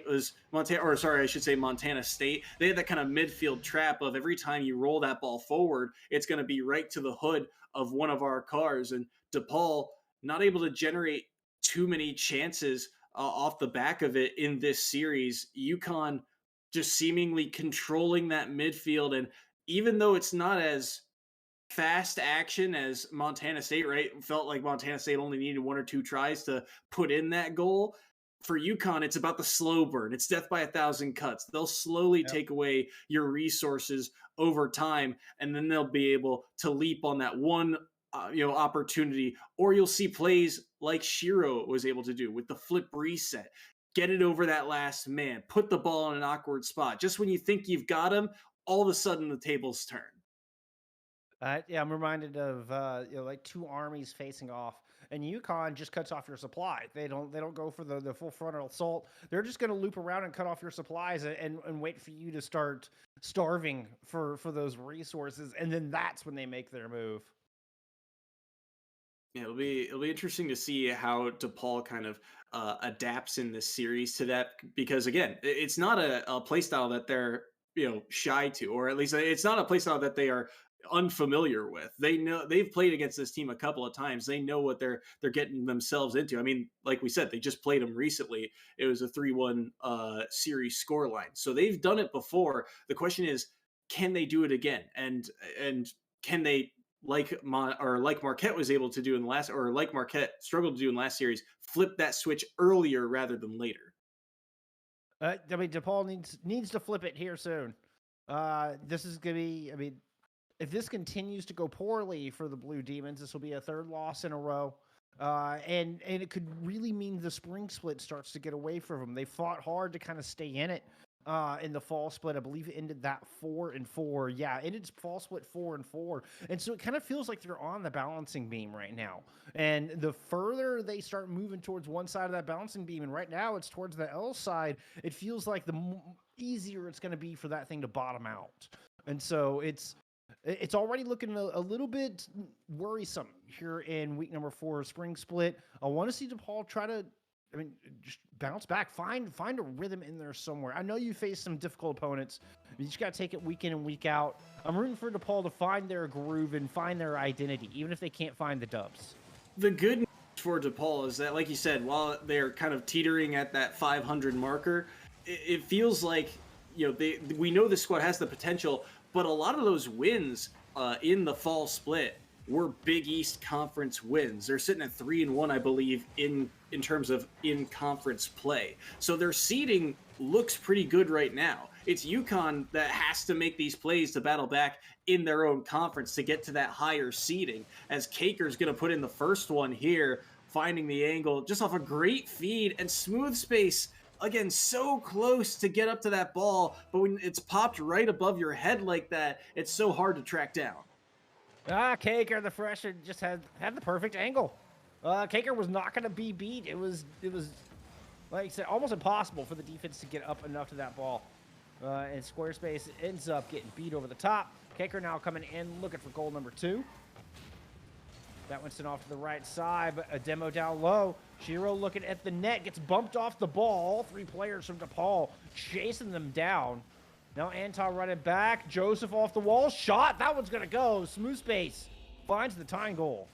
And they find one here. Joseph, the kick out. Everyone thinks it's going to be a power clear from Joseph, but he gets back to it, finds the extra touch, and it allows extra time here for Smooth Space to find that gap and slot it in. Well done by DePaul. And the biggest thing there, look at the transition game. All 3 members moving forward, and it's Joseph getting that extra touch, throwing off the defense that buys them the space to make that play. That's exactly what DePaul needs from their captain right now. And Joseph with another good touch here, goes over one, trying to beat Anton. It was almost perfectly placed. Be able to drop that ball between the second defender, but still DPU on the attack. DePaul, lose control. Shiro with a quick pass up to Anton. Has Caker in the middle. The ball bounces out wide and right in Joseph's lap. Joseph's going to take it in along the wall. Caker with a good move, but Smooth Stace intercepts. Into the corner it goes. DePaul threatening again. Shiro with a lackluster touch is going to get intercepted by Joseph. A deflect off the wall. The only reason DePaul didn't get a look at a double tap there. UConn finally clear it out. Big clear there, and you're seeing some sustained pressure here now from the side of the Blue Demons. They're able to get a couple of good chances, get a couple of good 50s, and the longer this ball stays in the blue half, the better for them. But Caker now with an opportunity. Looked for a play off the ceiling, drop down for Anton, but Smooth Space is there. And Smooth Space on this Dominus, he is a striker for this squad, and he's got that goal for the side of DePaul, but look at this. Anton's gonna get this goal, but this ball just barely gets away from Patso, and he tried so hard to get back to it, but he runs out of time, and Anton gives UConn the lead. Anton was just sitting hoping that Patso and the ball were gonna fall on the right side of that crossbar. The moment they do, Anton strikes and just punches in goal number 2 here for UConn.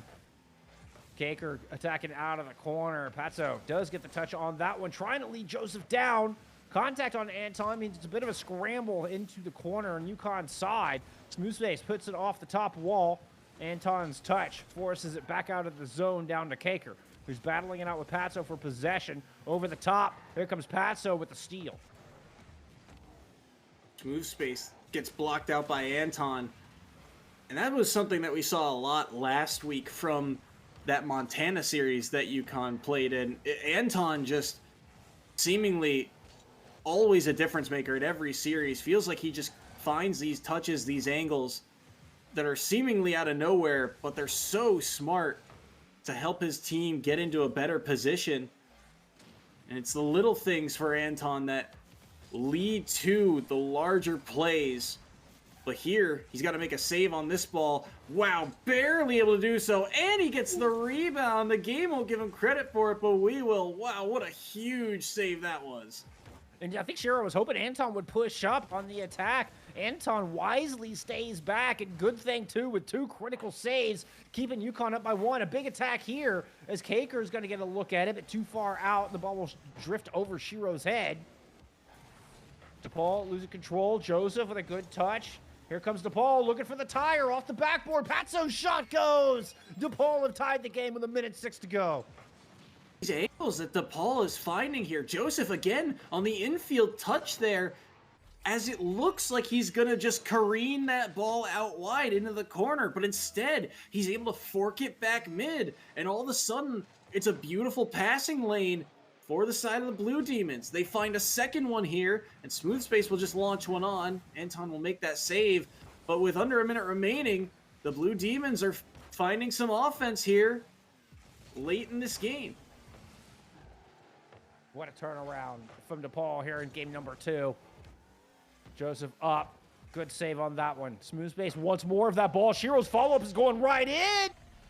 DePaul just squandered their lead. UConn strike back with a quickness. Oh no, Smooth Space. He jumps at the first one expecting a faster shot, and the fact that he uses his jump means he can get nowhere near the actual shot. And it's a beautifully placed chance there for the side of UConn to make it 3-2. And Patso trying to make something happen here defensively. Dangerous ball in front, but 2 players commit. Do they have the boost and the time to get this ball back down into the blue half? They got to get possession of it first. Anton's chance not going. Anton wants another one. Shiro pushes it forward. Does that have the angle? It does. Incredible shot from Shiro to thread that needle from the corner. Comes off of DePaul's back wall, and he's flipping away. Yes. What a crazy... I'd hate to play billiards against him. If he's hitting shots like that in Rocket League, my goodness, his angles are insane for that one. And that's going to lock up game number 2 for the side of the Huskies.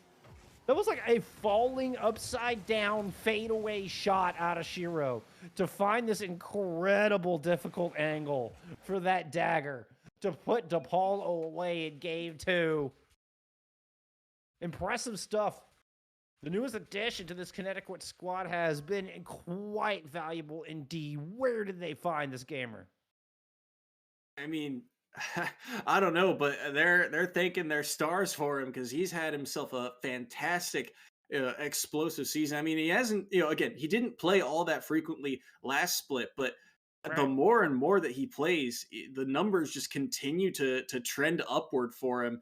And it's not like he's being set up for success too. You're seeing he's being a playmaker. He's setting up his teammates. He's being that guy offensively. We're looking at the flip reset from game number 1 to set up his teammates. You're seeing that angle off of that pass. Like Anton's basically throwing that one to the corner, and he's coming out. He's leaving. He's vacating that space to find that angle, and he still is able to roll that one in.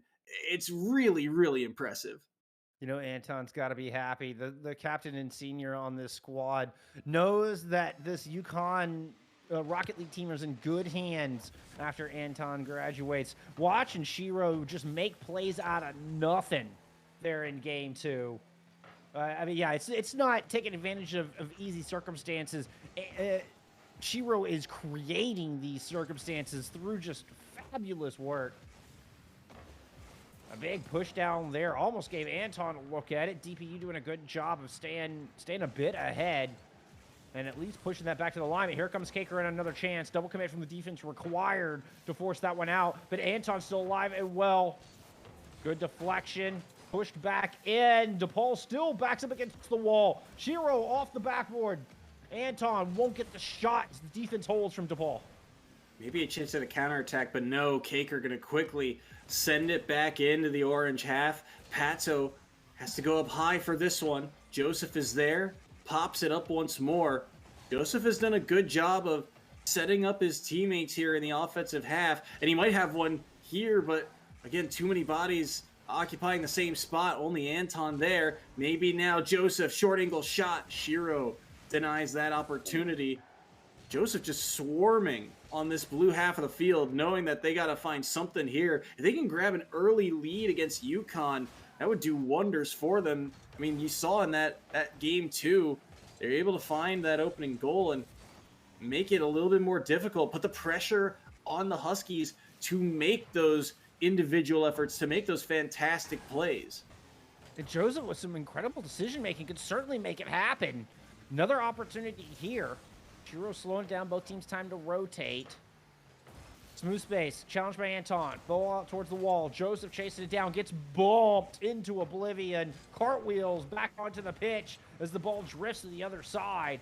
Smooth space loses it. Joseph regains control with a touch back towards the blue goal. Anton to the wall. Smooth space off the backboard. Wants to double tap. Shiro denies. Big clear to Anton. Anton's got a look. Anton beats Joseph for the opening goal of game 3. You can't forget about the Huskies' ability to counterattack. Look at the pass from Shiro, and Anton is already at midfield, ready to receive that pass. A crazy sequence there, but those are the reads that you're going to have to make if you're going to want to compete in the Big East, as that was a crazy close chance, but DePaul going to get away with one there, dodging a bullet. And Anton still able to steal this corner boost. DePaul has really found success when all three members are able to push up the field, but it's such a tightrope game for them to try and walk, because you do that, you move all three members up, and you get what just happened with Anton finding the back door wide open. So it's got to be very careful, and that decision-making of players like Joseph and the rest of the squad are going to have to come in clutch here, as that was nearly a dangerous giveaway, but Smooth Space makes the save. And a smart play from Joseph, whether it was communicated or just instinctually read. Joseph goes high and lets Smooth Space stay low. The ball comes low. But Shiro! What just happened to the defense? One goes out, there goes another one. Patso goes flying by. Shiro just sat there, baited all of them by not doing anything. Monk-like patience from Shiro, and the way just opens before them. You can feel the panic from the Blue Demons. They know they need to make plays to come back into this series, but it's only a 1-goal lead. You can't afford a double commit off a fake like that. That is heartbreaking for the side of DePaul, because now a 2-goal lead here after the game that you just put up, it's going to be difficult to break through this UConn defense the way that they've been able to transition across midfield, the control that they've had. Even here, Anton gets demoed, but still forces a high challenge from Smooth Space. And now Shiro, with room to work with, has the flip reset, doesn't have to use it. He's looking for another fake. Does he beat Patso? He might have gotten the bump, but Joseph gets back in time, and Shiro's touch puts it away. Oh my! That's the... Shiro should have this 4-0 right now. That was an incredible sequence. And frankly, on 2 occasions, I think Shiro's play was so good, it caught Anton off guard. We saw a pass earlier in this game that Anton wasn't quite able to get to. That was a perfect cross. But here we go. DePaul able to force one in. Dodging a couple of bullets from Shiro on the other way, and they just keep enough pressure in front of the goal to, well, they'll finally break the goose egg. I'm still just reeling from that display from Shiro on the other side of the pitch, though. With something else, Patso there with a great fake back onto UConn, saying, all right, I've got those jukes too. Let's not get too ahead of ourselves. And it leaves Smooth Space to come sweeping in with the power. Patso's going to get the credit, but all that effort came from his juke, and then the power of that shot coming from Smooth Space. This is a giveaway, though. Joseph's in one-on-one, making 1-on-2, but Smooth Space, the miscue. I think he wanted to go for the demo, but he was looking for the pass instead. Joseph, high-angled shot, too high here. Short time remaining, but the ball is in the blue half. Oh, I was holding my breath for you on that one, Joseph. That was it. That was your tying goal, and it just goes a little bit high. Now the demo on the other end. as everybody just parks in front of the orange net. 0 seconds and the ball will drop. Joseph really doing everything they can to drag this DePaul squad to victory and just narrowly missing out there in game number 3. Alas, Anton and the UConn Huskies move forward with another dub, their 3rd in a row here in the spring split, now sitting at 8-5 in overall record for season 4. The Huskies have always been a team that, the fall split, it is what it is. You get what you can get, and then they heat up as spring starts. They are a January, February, March team, and they are going to march towards the playoffs now at this rate. The way that they are winning games, it is so impressive. And again, this is against the Big East. They play against each other constantly.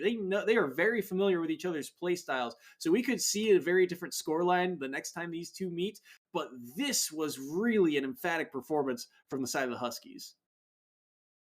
Impressive stuff. And Shiro continues to impress me. I can't sing the gamer's presence enough.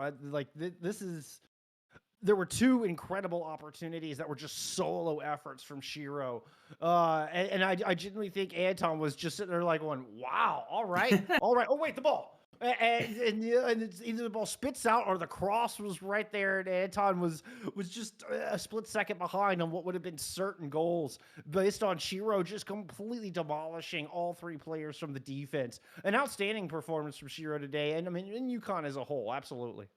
Yeah, really fun to watch. And unfortunately, DePaul, they drop another series here. It's not the end of the world for them, though. There's still plenty of time for them to battle back, but they've got to start stringing some wins together. They're now 5-7 in overall record, and the way things are pacing out, you're going to have to break 500 to make that playoffs at the end of the day. So they've got a couple more chances to bring things together, and they can. You can see they've got some good decision-making on this team. But it's about making that impact play and then capitalizing off the back of it. That execution today, just barely off target. And it's going to stem from Joseph. Joseph is the key. Keep making good decisions and keep communication, keep morale up. Those 2 things are super, super important. Taking a quick look at DePaul's schedule here. Just kind of curious how strong. I mean, they've got Butler next week. That's going to be no pushover. We saw Butler with an incredible performance take out Villanova earlier today. Then in week 14, DePaul play Villanova themselves. So that one is not going to be an easy one either. DePaul have a rough road to close out this spring split. It's going to be tough, but you got to find a way. Yeah, those are the cards that you're dealt, and you got to find a way to play them as best you can. Listen, the Big East has always been like this, right? A little bit of chaos, especially when it comes to the top side of the bracket. The number 1 seed. We see Seton Hall constantly being that number 1 seed, but then everyone else is gunning for number 2, and even Seton Hall has had their shaky moments. Way back in season 2, they were the number 1 seed. But come playoff season, they drop out in semis to a DePaul team that had such a strong defensive showing. If they can get that back on lock, if they can get that chemistry online, we know how good this program is, and they can make a run. But it's how quickly can you flip that switch? Well, I'm out of magic dust here, Soy. So that means it is time to go ahead and drop the curtain here on week 4, rather, here in our spring split. Until next week, thank y'all so much for hanging out with us. It's been a wonderful day and an absolute blast, and we couldn't do it without any of y'all. Big shout out to Time to Light behind the scenes and all of our casters throughout the day. It's been a wonderful day, and I look forward to next week. Until then, y'all take care of yourselves. We'll see you in a week.